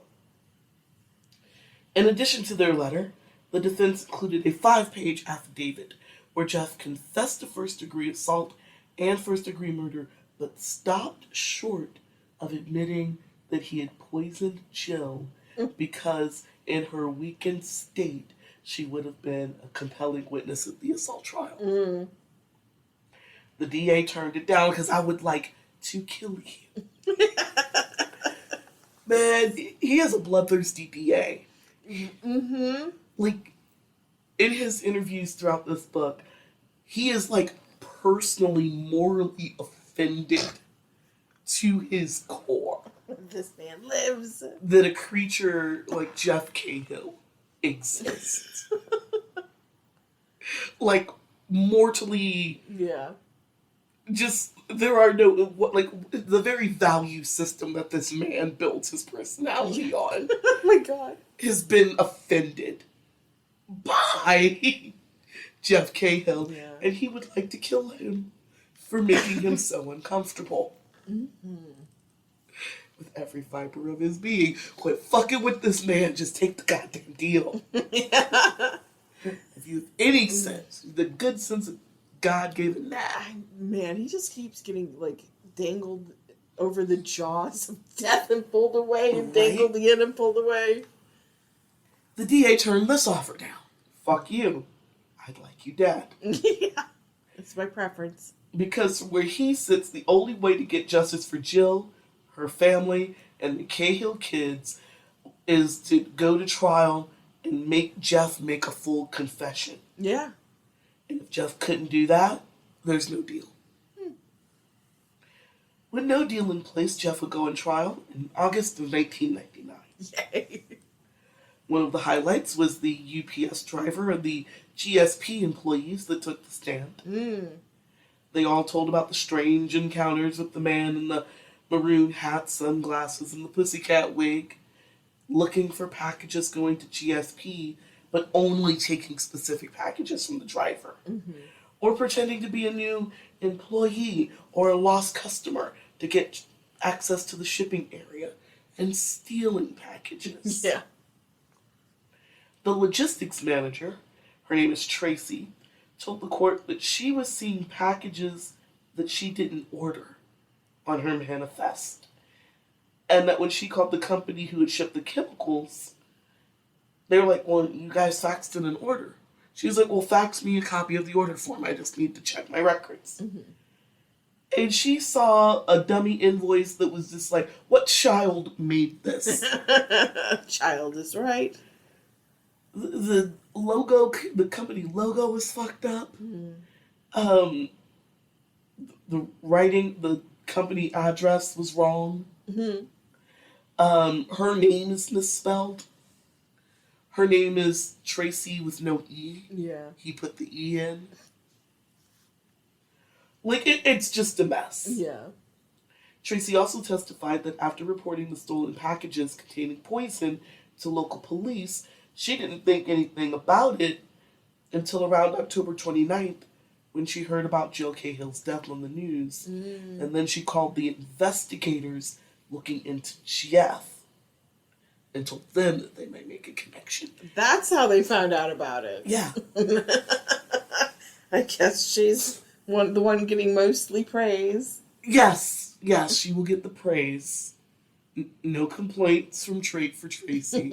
And I bet she's very good at her job as a logistics person. I'm clearly. She and her company and the UPS driver knew something was up quicker than the poor hospital did. I mean, never trust anybody in a pussycat wig. Yeah. They have very limited uses and none of them are good. No. Not one. A little shake and go. Especially a cheap one. I know, right? What? You see the shine from here. Okay, just... Oh, is it hot in there? It's burning your scalp.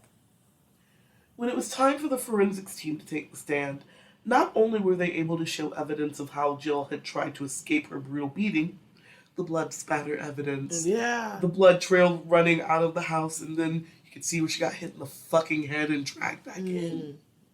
Yeah. A lot of it. Yeah. Incredible. Absolutely incredible that she survived. The police computer experts were also able to find all of the horrible copies of the dummy GSP order forms and match them up to all three of Jeff's poison orders. Wow. Kept copies. Idiot. He only half burned that pussycat wig. I know that kills me halfway. Well, you know what? Because he probably Finish thought the job. It's so cheap in acrylic, he didn't He count just on... walked away from it. Yeah. Jesus. Would make more sense to do that to paper. Yeah. You know that's going to go. He's an idiot. They even highlighted consistent spelling mistakes made on each of the dummy purchase orders. As proof of his spelling and writing patterns. Yeah. In case somebody tried to say, what, me? I ain't read that. Oh my god. Jeff may have killed Jill because he was scared that she would be too sympathetic of a witness. But his efforts were for naught. Yes. Jill may be dead, but the doctors and nurses that cared for her during that 8-month hospital stay are alive and well. And they will have their revenge. And with tears in their eyes. There was not a dry eye in the house. Aw. They testified to how bad off Jill had been when she arrived. Concave head and everything. How they could tell from the extent of Jill's injuries that she didn't go down without a fight. The surgeries, the infections that she endured, the way she lit up when her kids came to visit, the way she joked with staff, her strength and determination to get better, just to live a full life. Yeah. A slew of doctors and nurses on Jill's medical team testified to how much they loved her. Aww. And that they were cheering for her, rooting for her to get better. Mm-hmm. Every time she rallied, it was a party. Mm-hmm. And just the horror. Yeah. When the cleaner told the nurse that a strange man had been seen near Jill's room, only to find her suffocating with grains of cyanide on her neck and scratches on her face. Yeah. When I say you don't even need the Russells to make a victim impact, you can. Right. I mean, they will, and once again, there will not be a dry eye in the house. Right. But if they needed to take a break, Oh my God! Right. they got you. Yeah. If I was on the jury, I'd be like, burn him now. Man, doctors, nurses, candy stripers, everybody. Yeah. Everybody broke down. Aw. So I said, if the Russells wanted to just needed the emotional break Yeah. and didn't want to drag it all up again, Right? they are covered. Yeah. Because I was just as good as having family testify. Yeah. If Jill's medical team tugged at the heartstrings, the Russells tore their hearts out, Aw. stomped them, ate them, Yes. and then put them back in their chests so that everybody could go outside the courthouse and go to the bushes to weep. Yes. Let's all go to the bushes. Form a line. Everybody's heart is hurting. Find your crying tree. And everybody will get a turn at the bush. But they all need to go outside to weep. Yes. So when the Russells finally took the stand, they talked about how they had put their lives on hold to hold months-long vigils at Jill's bedside. Yeah. In later interviews, the DA would say that he had tried hundreds of people for murder. And he had never seen anybody as detached as Jeff. Like, usually people scribble notes to their lawyer. Yeah. Make faces. He just sat there like a lump. On August 5th, Patty Cahill took the stand. Oh my God. Who these lawyers? Wait, what did the prosecution ask for her? They're just like, fuck it, let her. Patty thinks that she can get her boy out of this. I mean, obviously.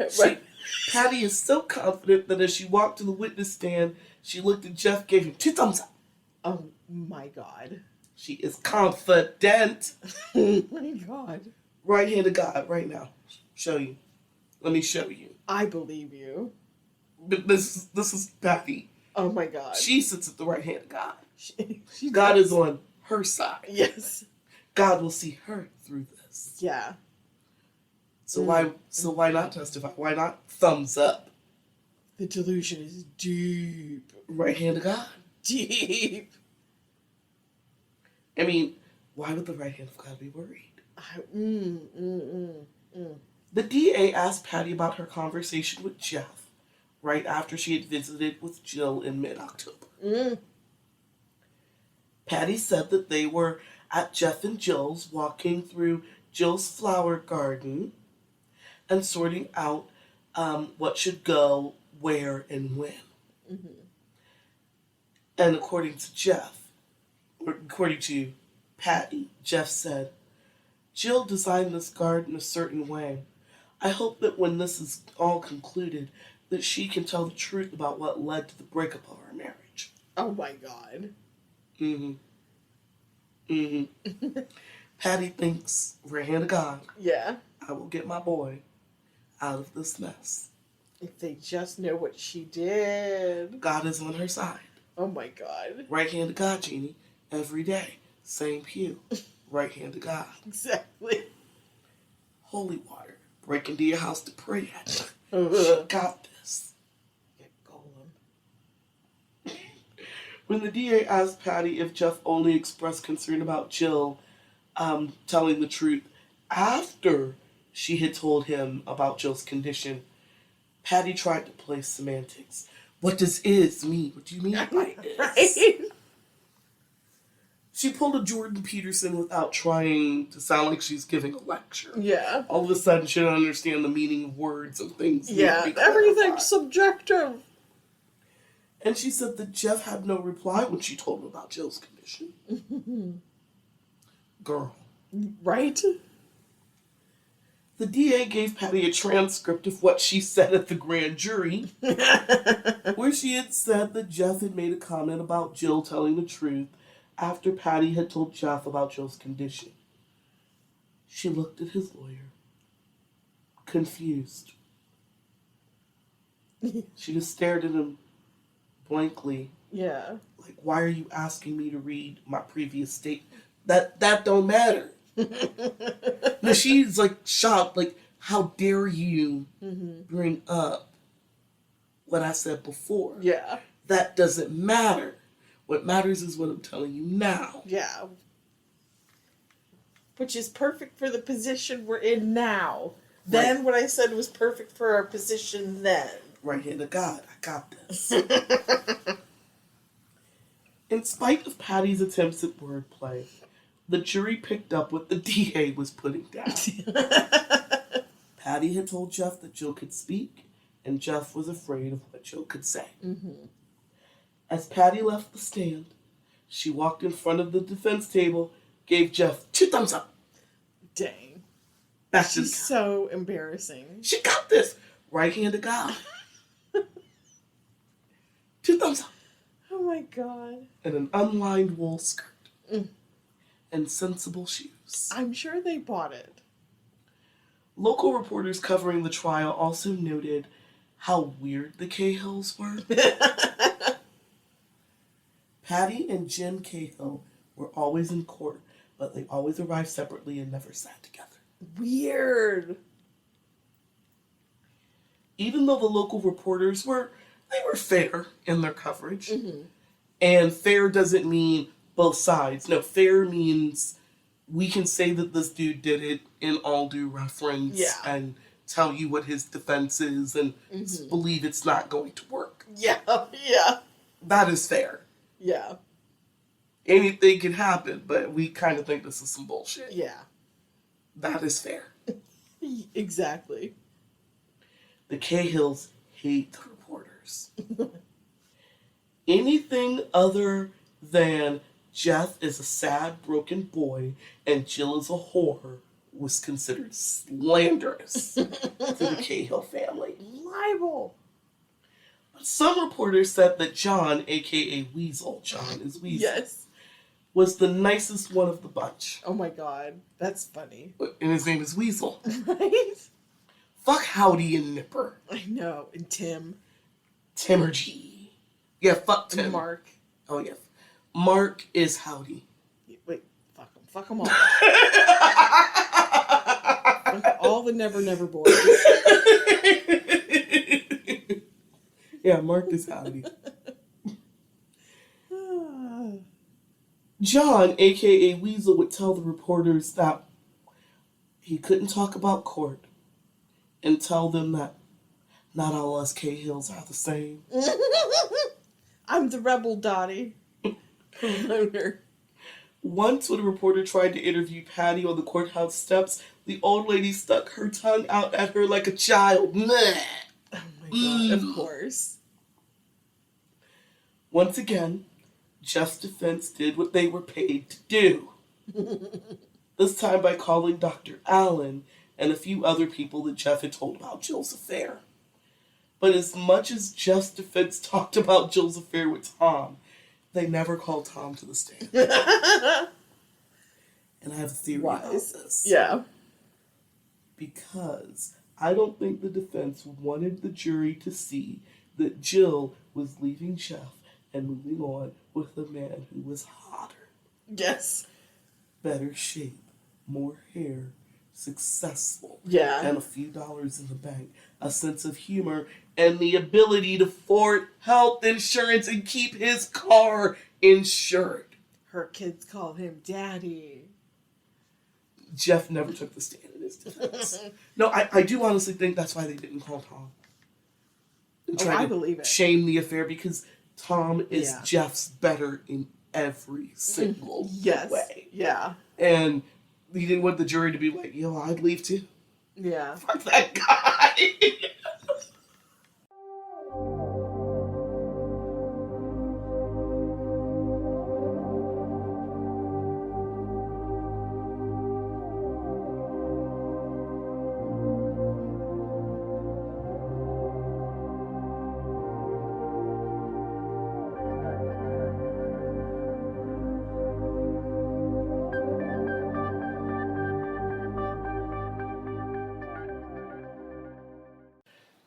Oh, Jeannie, are you ready for Jeff's verdict? Yeah. And the appeal? I've got it. I've got it in my pocket right here. I am ready to pass judgment like a vengeful God. As you should. I'm sure everybody within the sound of our voices is ready to pass swift and severe judgment onto James.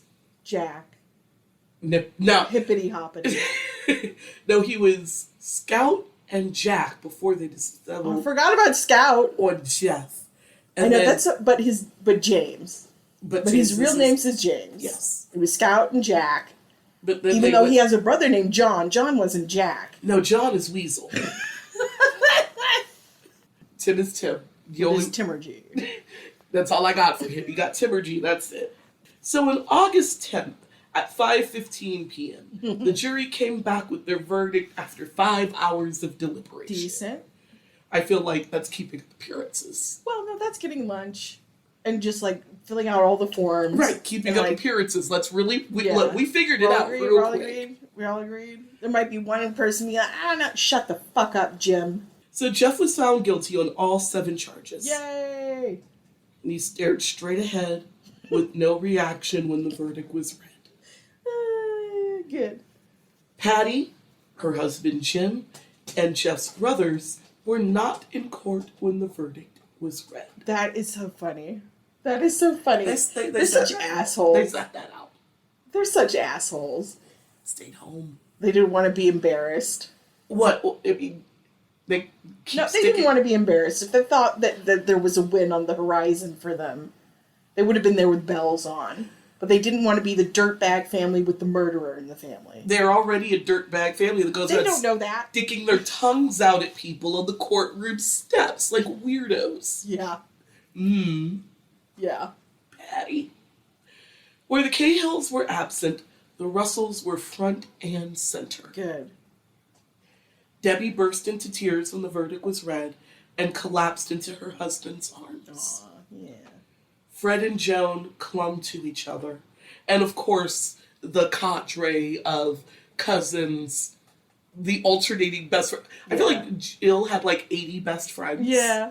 I mean, when you are a flight attendant, that will happen. But like in like they alternate. Yeah. So I feel like the cadre of best friends were behind the Russells and everybody's just clinging to each other and crying but breathing the biggest sigh of relief, and now everybody can probably grieve. Got him. Snap. The trap has got the rat. And they can grieve for real. Yeah. I think the grieving that they were doing during her funeral, I mean, it's still grief, but I don't think they can really let go and grieve until after the verdict. That makes sense.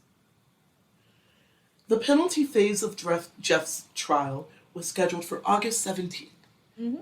Patty and Jim came back into the courtroom after the jury had left.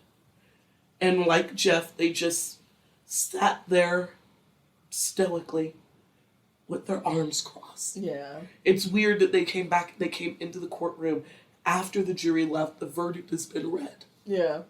I guess you're right. The embarrassment. Yep. But they could sit there after basically... Yeah.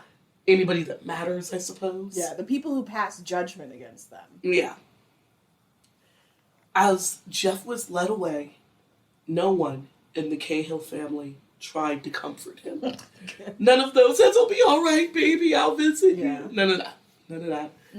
Stoically, arms folded. Yeah. Harumphing. The grift is over. Yep. And the lead up to the penalty phase, Jeff's defense had given the court a 25-point list of mitigating circumstances that should take the death penalty off of the table. Yeah? I'm not going to do all 25. Because they're all stupid. Right. But what are the bullshittiest of the bullshittiest reasons? Number one, Jeff has a lot of friends in the community of all ages and walks of life.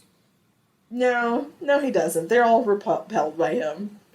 But he built all those decks for free. And the people were really freaked out about it to the point they told him to stop. Stop doing this free work for me. You're freaking me out. He's a freak. Except for that one man that he tried to take the small claims for. It's like, you built everybody's deck for free. Right? You build this one too, motherfucker. Maybe start charging after this, but you build this deck for free. You should have told me up front. Number two, Jeff is loyal and dependable to his friends and his brothers. He doesn't have any friends. Barely. And I can't speak on how loyal he is to his brothers. I think these 6 boys low-key hate the fuck out of each other, but their parents will not allow them to feel otherwise. Oh yeah, they're trauma bonded. So I feel like the brotherly relationship, if it's not a sports thing, is just nothing but passive aggressiveness. Yeah. It's trauma bonded. Because they're not allowed to tell each other the bad things. Yeah. Or Patty won't show up to their weddings. Ugh. Well, she didn't show up to Jeff's anyway. And she bullied him That was lucky. And she bullied him into a Catholic wedding. Yeah.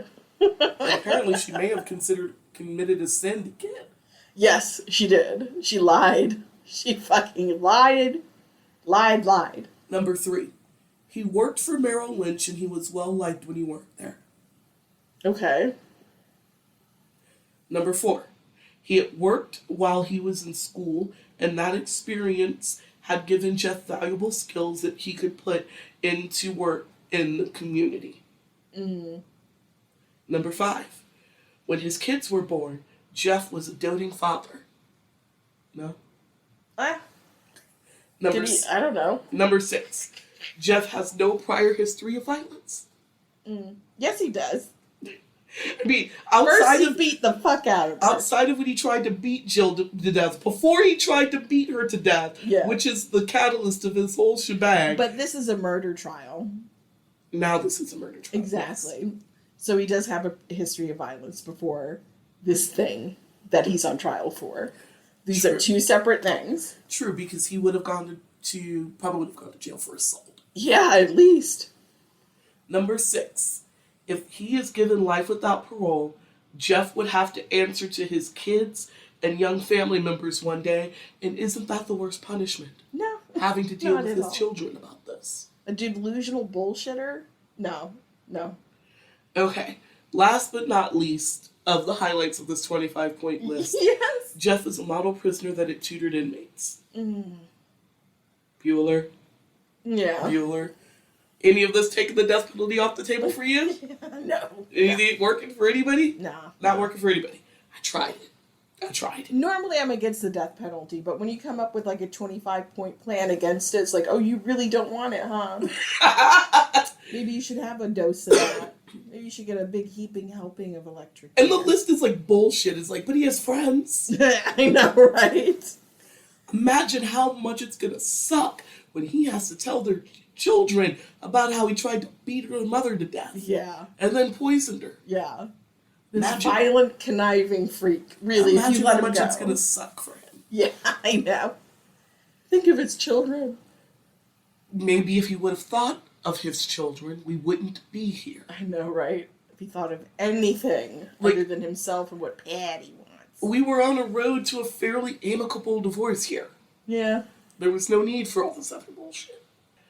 While Jeff's lawyers are trying to paint him as an upstanding citizen and lovely family man, Jeff was busy writing letters to his new prison friends. Okay. He made friends. I mean, I think these are very one-sided friendships. Yeah. I think the people that he wrote to are either, I'm going to flip to get myself out earlier, or this is such a horrible person that did such a horrible thing that not even I, the fellow criminal class, can deal with this. Yeah. Yeah, I can see that. I am an honest criminal, I might rob people, break into houses, but I don't do that. Yeah.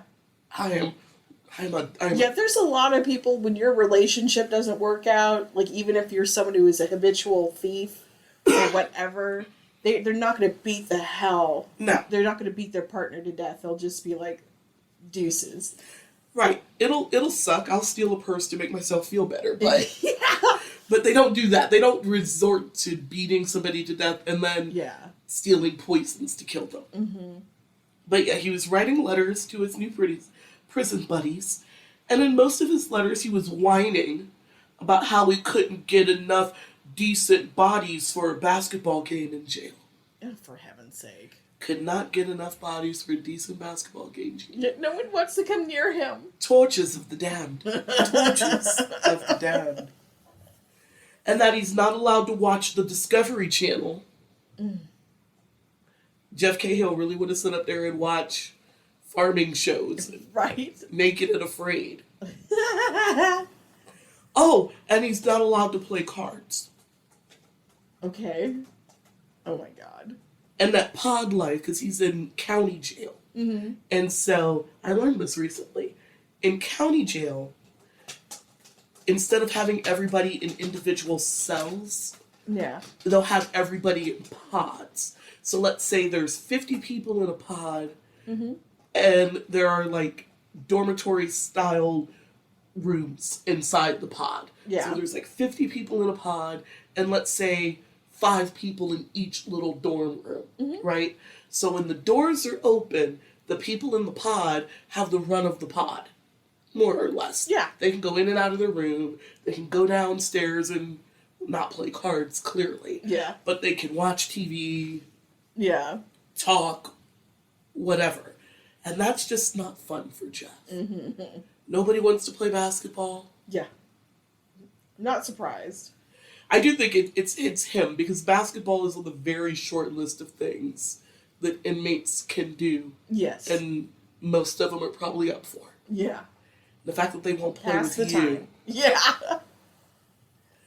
All the while, he kept bitching that him and his new buddy were only in jail because they had an interruption in their lives. Mm-hmm. And he was upset that he wasn't isolated from the normal prison indignities of, shitting in front of each other. Oh, God. Good. I'm glad I'm glad this shit weighs heavily on him. I'm glad it's inconvenient and awful. I'm glad you don't like it, Jeff.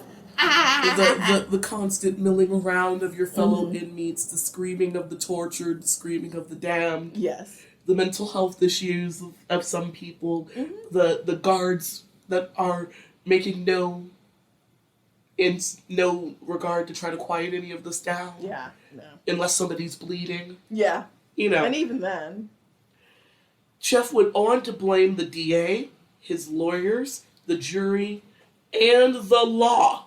The law itself. For his situation, before saying that he was sure that God would forgive his mistake. Mistake? And that right now, he's very frustrated with God's divine plan. He does not understand how his being in jail fits with the divine plan. He believes there is a divine plan. Sure. But it doesn't include him sitting in prison. Yeah, I'm sure. So it must be off. He's stupid. That is so stupid. And yet Jeff wrote, so his friend that he's writing to is a little dope fiend. Mm-hmm. Little dope fiend buddy. Yeah.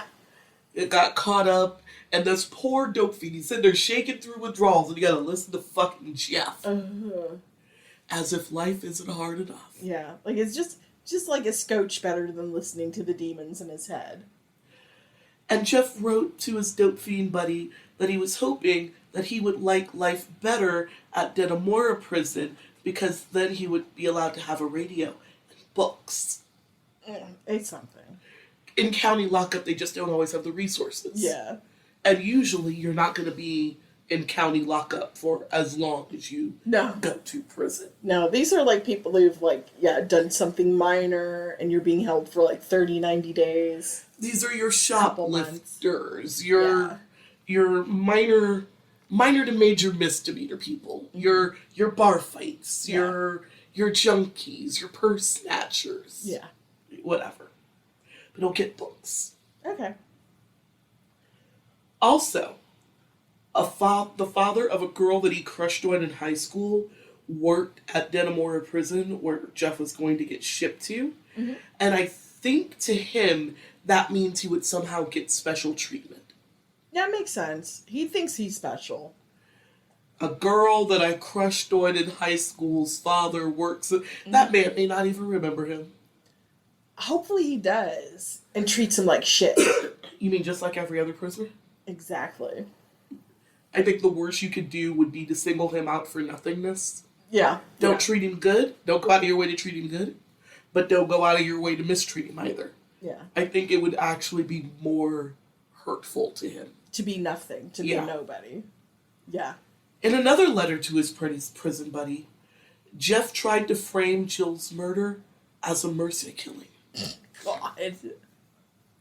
You see, according to Jeff, Jill had told him many times that life wasn't worth living if she had to do without certain luxuries. I believe that like walking upright? What the fuck? I believe that she probably said a version of this, but not in the way that he's trying to frame it. Yeah. I believe that she may have said, what kind of life are we living if we can't take our kids to Disney World without worrying about the utilities being shut off? What life are we living if I can't treat myself or you or the children to a new pair of shoes or a sweet treat? What are we doing if we can't afford the tiny niceties and we're just barely treading water? So I do believe that in her frustration she has said a version of this. He's just putting an extra spin on what I would consider a very normal, frustrated conversation. Yeah. Because he's spinning it like she would rather die than live without these luxuries. And so he killed her. Yeah. Because that's what she wanted. He did her a favor. A kindness, in fact. Yeah. Because Jill couldn't go on living without life's little luxuries. Really? No. I think he's just trying to spin that, like, she was, like, so busted up and fucked up. I did her a favor. Oh, no, that is how he's trying to spin it. That's why I say... I don't know if it has to do with life's little luxuries. I think, no, but that's what I'm saying, where he's spinning it like not having life's luxuries, no matter how big or small, means she would rather jump off a cliff than continue living without. Mm-hmm. I think if she said anything close to that, it was like, then what are we doing? Yeah. Are we living just to keep afloat and barely survive? I want to thrive. I want to do more than what we got. How are we living? Yeah. And he's taken that and trying to spin it that she was so woefully depressed that what he did was a mercy killing. Sure. A kindness. In that same letter, Jeff bitched that his lawyer should have put him on the stand to tell his side of the story. And now here he is being punished for doing the right thing by putting Jill out of her misery. Ugh. Trash. Yeah, right. Time to go to the landfill. Because, she would just like the luxuries that he's talking about are electricity. Yeah. She just wants to live a life with I'm not even willing to give him that. I think she was unhappy with him.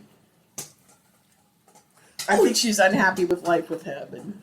She was definitely unhappy with life with him. Yeah. And the window where he could have gotten himself together and gotten their marriage and their lives back on track was rapidly coming to a close. Mm-hmm. I think that once Tom helped her get that apartment, if Jeff didn't make a serious about face within the first month of her actually moving out, the window would have been closed completely. Yeah. The defense brought in Jeff's brother John, a.k.a. Weasel, his wife, and their 7 kids in an attempt to make Jeff look like a good family man. Mm-hmm. That's right, Weasel got 7 fucking kids. some fertile myrtles out here. Yeah. Or it's, again, that Catholic thing of, like, no, restrict. And finally, when you have someone you can have sex with, you're just, like, constantly bugging her. Pa-pow! Pa-pow! Touch it, look at it, touch it. Putting a baby in you every other year. Yeah. When Weasel, a.k.a. John, took the stand on Jeff's behalf, he said that their mother was the backbone of the family, who insisted on all of the boys sticking together. Mm-hmm. During his testimony, John, a.k.a. Weasel, showed pictures of the Cahill family in happier times. He passed the family snaps around to the jury. Mm-hmm.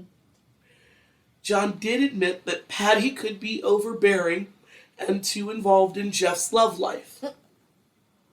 He's admitted the mother has a flaw. Yes.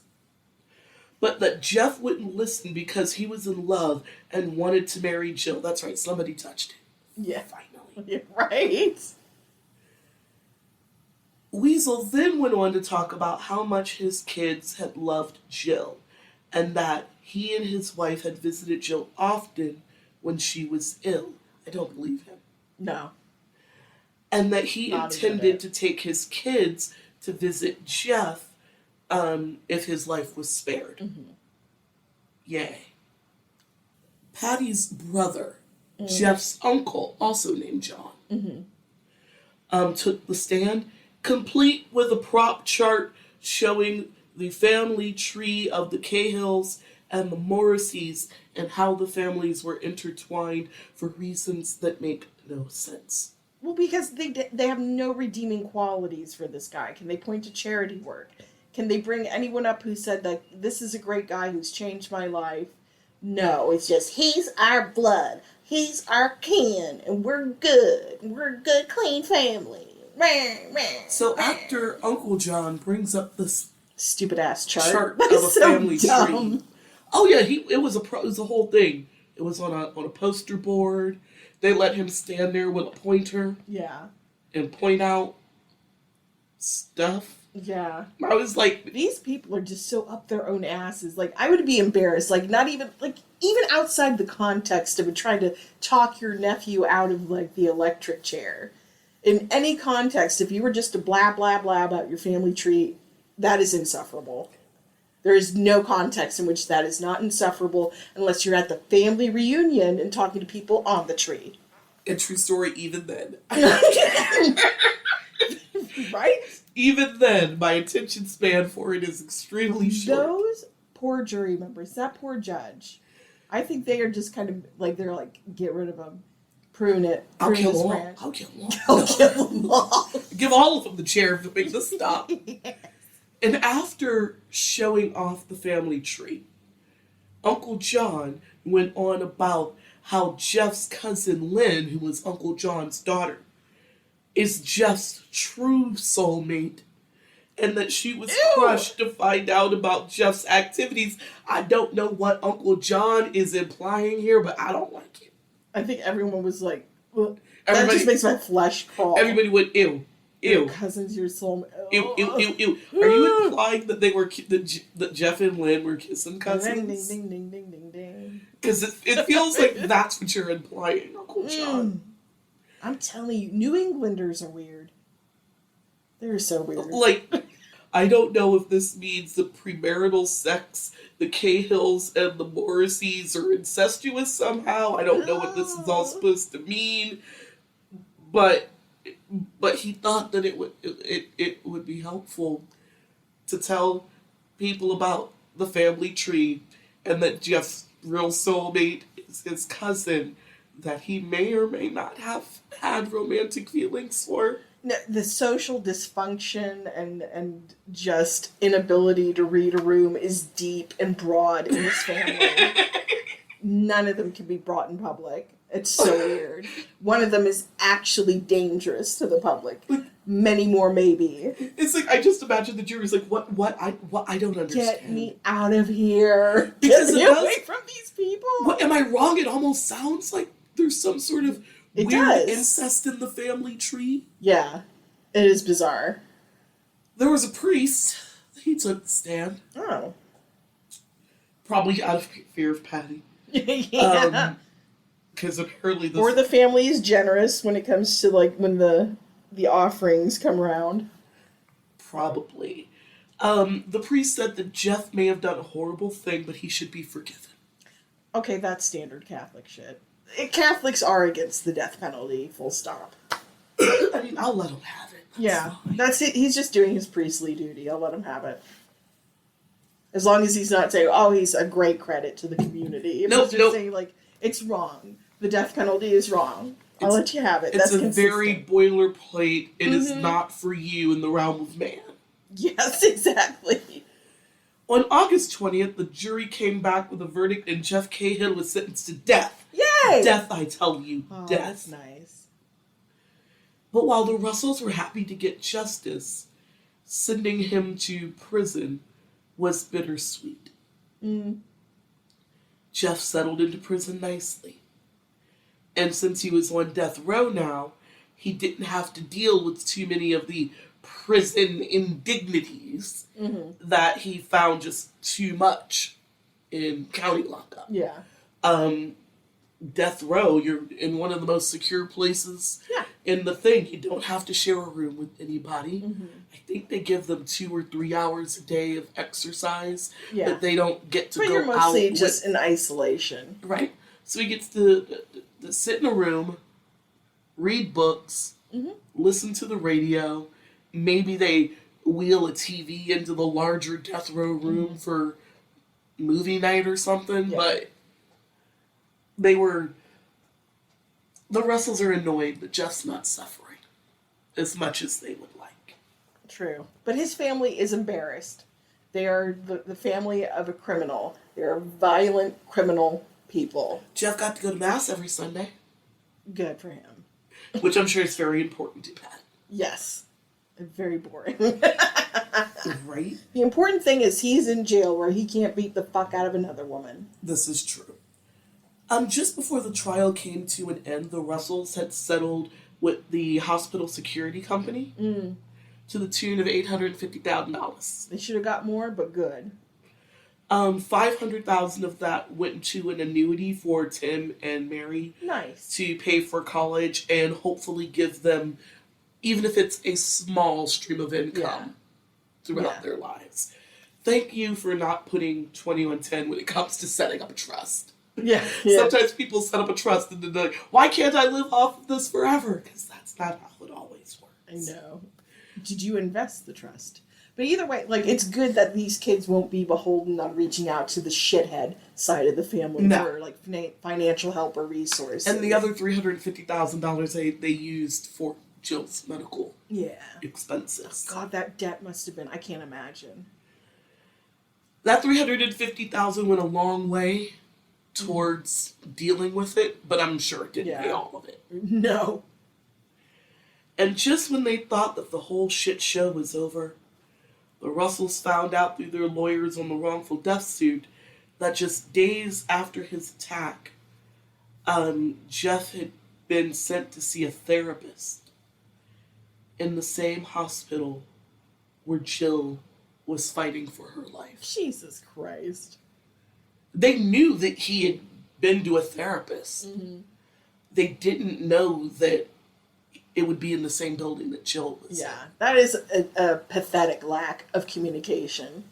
And honestly, I think that's how he was able to first get in. Yeah. To figure out where she was at.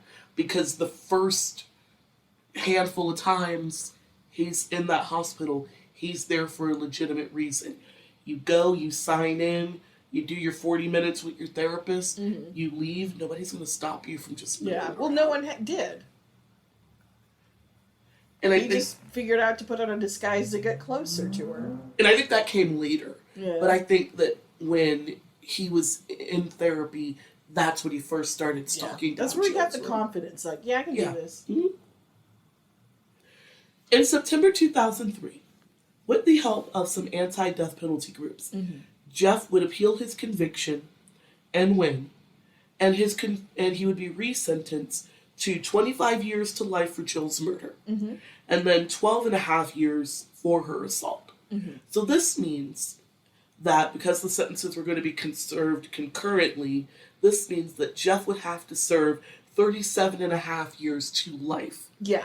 before he was considered for parole. Mm-hmm. And the appeals court came to this, what they feel is a compromise verdict. Okay. Because they felt that, yes, Jeff killing Jill was premeditated. Mm-hmm. But they didn't feel that the prosecution made a firm enough case for motive. Meaning the appeals court was not on board that Jeff was motivated to murder Jill to keep her from testifying in the assault case. Okay. It seems clear to me. It seems, you know... But is it like one of those things, well, but he has to, like, put it in writing that I clearly can't have this bitch testify against me, man. Right.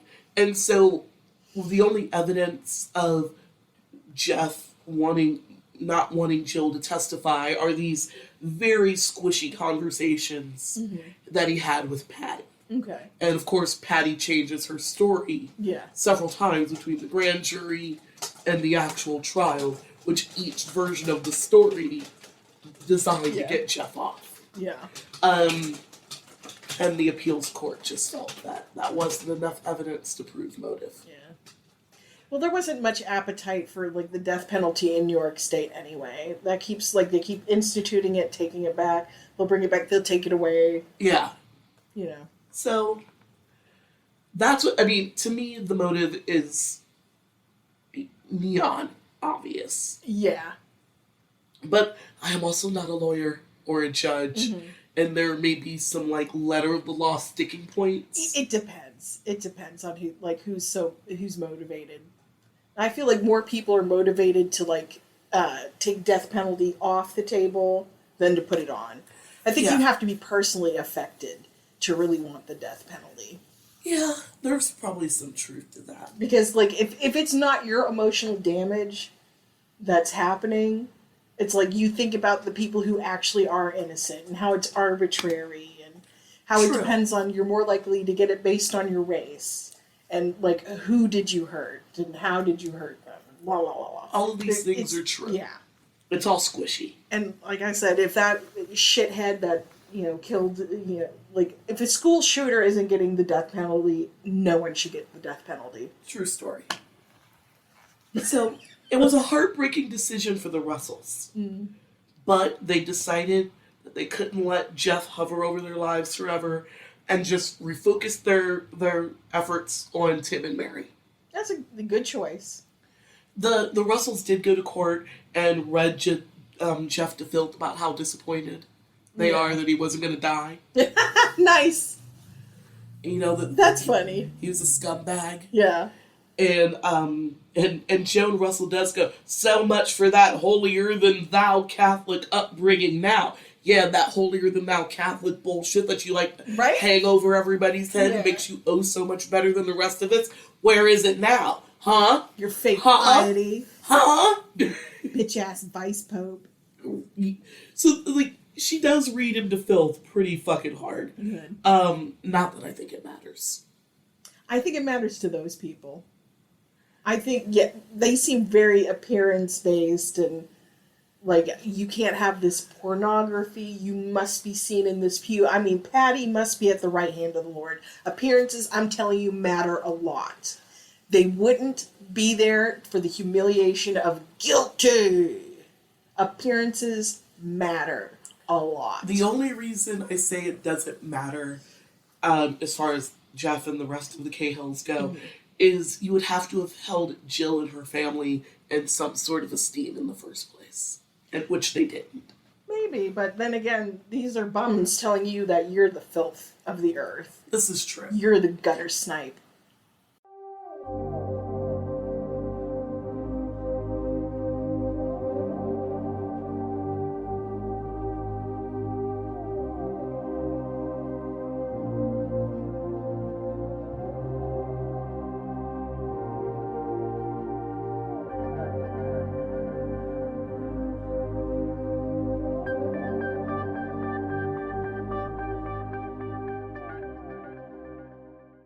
It's time for the aftermath. All right, let's do this. Once they were free of Jeff, Mm-hmm. the Russells focused on raising Tim and Mary and working with local politicians to pass Jill's Law in May of 2004. Jill's Law forces judges and prosecutors to consider the possibility of violence when considering bail. Remember, all of this happened because Jeff was allowed to make bail. Yes. Yeah. And if he hadn't been allowed to make bail before the assault trial, yeah, none of the rest of this would have happened. Yeah. Jill probably would have healed up and lived the rest of her life with whatever physical scars she was left with. Yeah. But she probably would have lived a very happy life with Tom and her kids. Yeah. Even if Tom wasn't her forever, she would have rebuilt successfully, I think. Yeah. And that is something to think about. Yeah, like when people are like, I don't know, when you've got someone with like the blood dripping off their knuckles, it's at no bail. Yeah.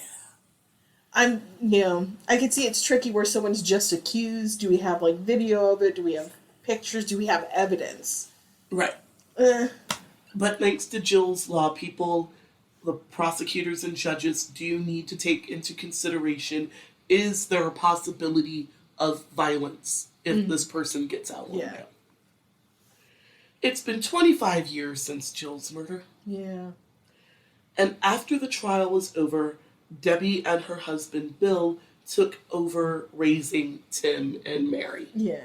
Remember, they took a second or a third mortgage out on their home to add an extension to their house. Yeah, that's right. To make room for Tim and Mary, because they turned into a family of 6. Yeah. Overnight. Yeah, that's a lot. Quite literally. Yeah. But they did their best, Debbie and the rest of the Russells are determined to keep Jill's memory alive. So Debbie has a memorial room to Jill in their home. Oh, that's sweet. Yeah, and Jill's ashes are in the living room, I believe. Mm-hmm. But they may have gone to the Jill room. I don't remember. Mm-hmm. People redecorate. That's true. Also, she's mobile. Exactly. You can put her wherever you want. Yeah. There's also another Jill-themed room at a local domestic violence center where Debbie volunteers. Oh. She took like a bench that Jill had painted flowers and stuff. Yeah. Something from the house that Jill had made lovely. Yeah. A piece of secondhand. She was very good at that. Secondhand furniture. Making it cute. Nice. That is a great skill. And they took that bench and put it in a room at a domestic violence center where Debbie volunteers.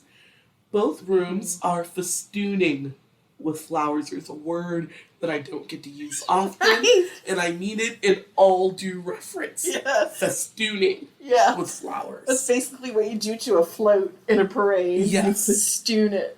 Like the Rose Parade. And pieces of furniture that Jill had painted and stuff like that.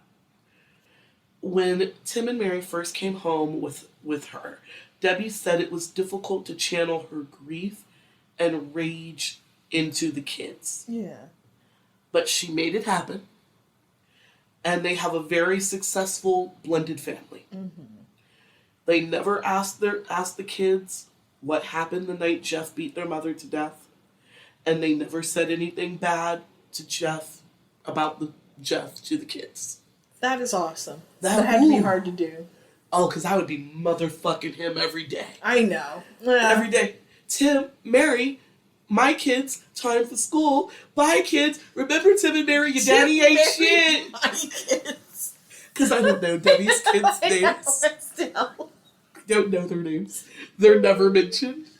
Which is fair. Yeah. Tim and Mary almost have no choice in the situation. True. But if she wants to leave her kids out of the gory bits, I'll let them. Yeah. But that would be me if I was their Aunt Debbie. Yeah. Have a good day at school, kids. Tim and Mary, remember your daddy ain't shit. Bye! But every night in bed they were whispering to each other, Jeff ain't shit. Yeah. Fucking hate Jeff. hope he's suffering tonight. I would be making lunches, putting together bologna sandwiches with little notes. Love Aunt Daddy. P.S. Your daddy ain't shit. Yeah. Fuck your grandma Patty. Love Fuck that whole family. Aunt Debbie. Like, that would be me. I would be that evil and that petty. And the fact that Debbie and the rest of the Russells are not is a testament to how good they are. They are actual good Christians. Right? Good Christians in practice. Patty has to tell you every goddamn day that she's at the right hand of God, because you'd never guess it. No. You'd never figure it out on your own. Impossible. No. Over time, the cousins would eventually grow up to be more like siblings. That makes sense. Which is probably the easier part. The kids already got along. Kids are really resilient. They're adaptable. Yeah. And good on them. Good on them. That was the easy part of the transition, because the kids already were close. Yeah. You know? The family is never shy about sharing memories of Jill with the kids or anybody else that wants to talk about her. And there are traces of Jill throughout the house. That's awesome. They include Jill's memory in the new adventures that they have as a family. Every year for her birthday, the kids pick out a cake for Jill. Cute. For her birthday. Nice. And they have cake, I'm assuming, in the Jill room. Mm-hmm. Yeah. Yeah. Her two favorite holidays were Halloween and Christmas. Perfect. So on Halloween, they'll put like a Mardi Gras mask or something on her urn. And for Christmas, they'll put like a star or a halo. That is really cute. On or something. Yeah. On her urn. When Fred passed in 2013, some of Jill's ashes were buried with him. Oh, nice. And the same when Joan passed in 2023. Mm-hmm. R.I.P. Joan. Go Joan, though. I know, right? That is... She's, I'm hanging on for these babies. That's a good long life. That is. That means Joan had to have been in her early, middle 90s. Yeah. I think she was trying to outlive Jeff. I want to piss on his grave if I can. Right? And Joan was buried with some of Jill's ashes as well. Yay. All told, the Cahill kids have had a good childhood, all things considered. Mm-hmm. They are adults now in their middle 20s, early 30s. Mm-hmm. Yeah, they were like 8 and 10, respectively, so... They're in their early 30s by now? They're in their 30s for sure. Yeah. Yeah. Now that they're adults, Tim works for a medical group. He stayed close to home near Buffalo. Cool. Works in the big city in Buffalo. Yeah. Mary got her master's, and she moved to Oregon, where she works in engineering support. Good for Mary. Both kids have had contact with Jeff's parents and the other Cahills, mostly as adults. Yeah. But there isn't much reporting on their interactions. Reading between the lines, the kids are not interviewed for the books or any of the materials I used for research. But if I'm reading between the lines, Debbie and the Russell family have allowed Tim and Mary to have contact with their other family through the years, and the kids have come to the conclusion that the Cahills ain't shit on their own. Right. It's kind of the if I'm reading between the lines when Debbie talks about the kids have had the opportunity to have those relationships, and they've had been able to have a normal childhood with normal people, so they don't get into that Stockholm syndrome of Patty is the center of the universe. Yeah. So I think that's the right way to do it. Yeah. I think Debbie and the rest of the Russells are like, they'll figure out the Cahills ain't shit. Yeah. They don't need us bad mouthing these people to know that their grandpa Patty, their grandpa Jim, their Uncle Howdy, Weasel, Nipper, the lot of them. They're a weird ass cult. Ain't shit. Mm-hmm. Jeff will be eligible for parole in 2036 when he is 75 years old. Mm-hmm. Debbie and her family plan on being there. Yeah. Debbie said even if she has to drag herself to his hearing from the motherfucking grave, she is determined to make sure that Jeff Cahill never sees the light of day as a free man. She said from the grave, bitch. From the grave. She will Night of the Living Dead this shit. Just like shuffling in. Flesh hanging off. They're coming to get you, Barbara. He ain't shit. Like she from the grave. Yeah, from Barbara. She is going to. They're coming to testify against you, Barbara. They're coming to get you, Jeffrey. Yes. He's coming for you. From the grave, she is going to zombie land her testimony. If that's what needs to be done. All right. And that was the story of Jeff and Jill Cahill. This is all Patty's fault. It is. Fuck fake piety. I hate it. Yeah. Keep your religion private. Keep it personal. Yeah. It is your religion. For you. It's between you and him. Your being the operative word. It Yeah. belongs to you. Yeah. You don't have to go get it all over. You know, few things are as annoying. You're just walking down the street, minding your own business. Somebody bumps into you. The next thing you know, you get Jesus all over your shirt. I know, right? Yeah. So annoying. And you know it's not going to come out. Fuck no. Jesus never comes. Jesus juice. Yeah. It's hard to get wine stains out. It's just a big stain. Yeah. But this is all Patty's fault. I don't know how, but it's her fault. Yeah. Well, she just raised trash. She All raised murderous, ain't shit trash. And on that note, don't forget to like, comment, subscribe. Feed the algorithm. And come back for more criminal Hijinks. shenanigans and consequences. Crime and consequences. My consequences are my favorite part. Yes. I do love a good consequence. And on that note, I've been Samara. And I've been Jeannie. And this has been Talk Deadly to Me. Boo.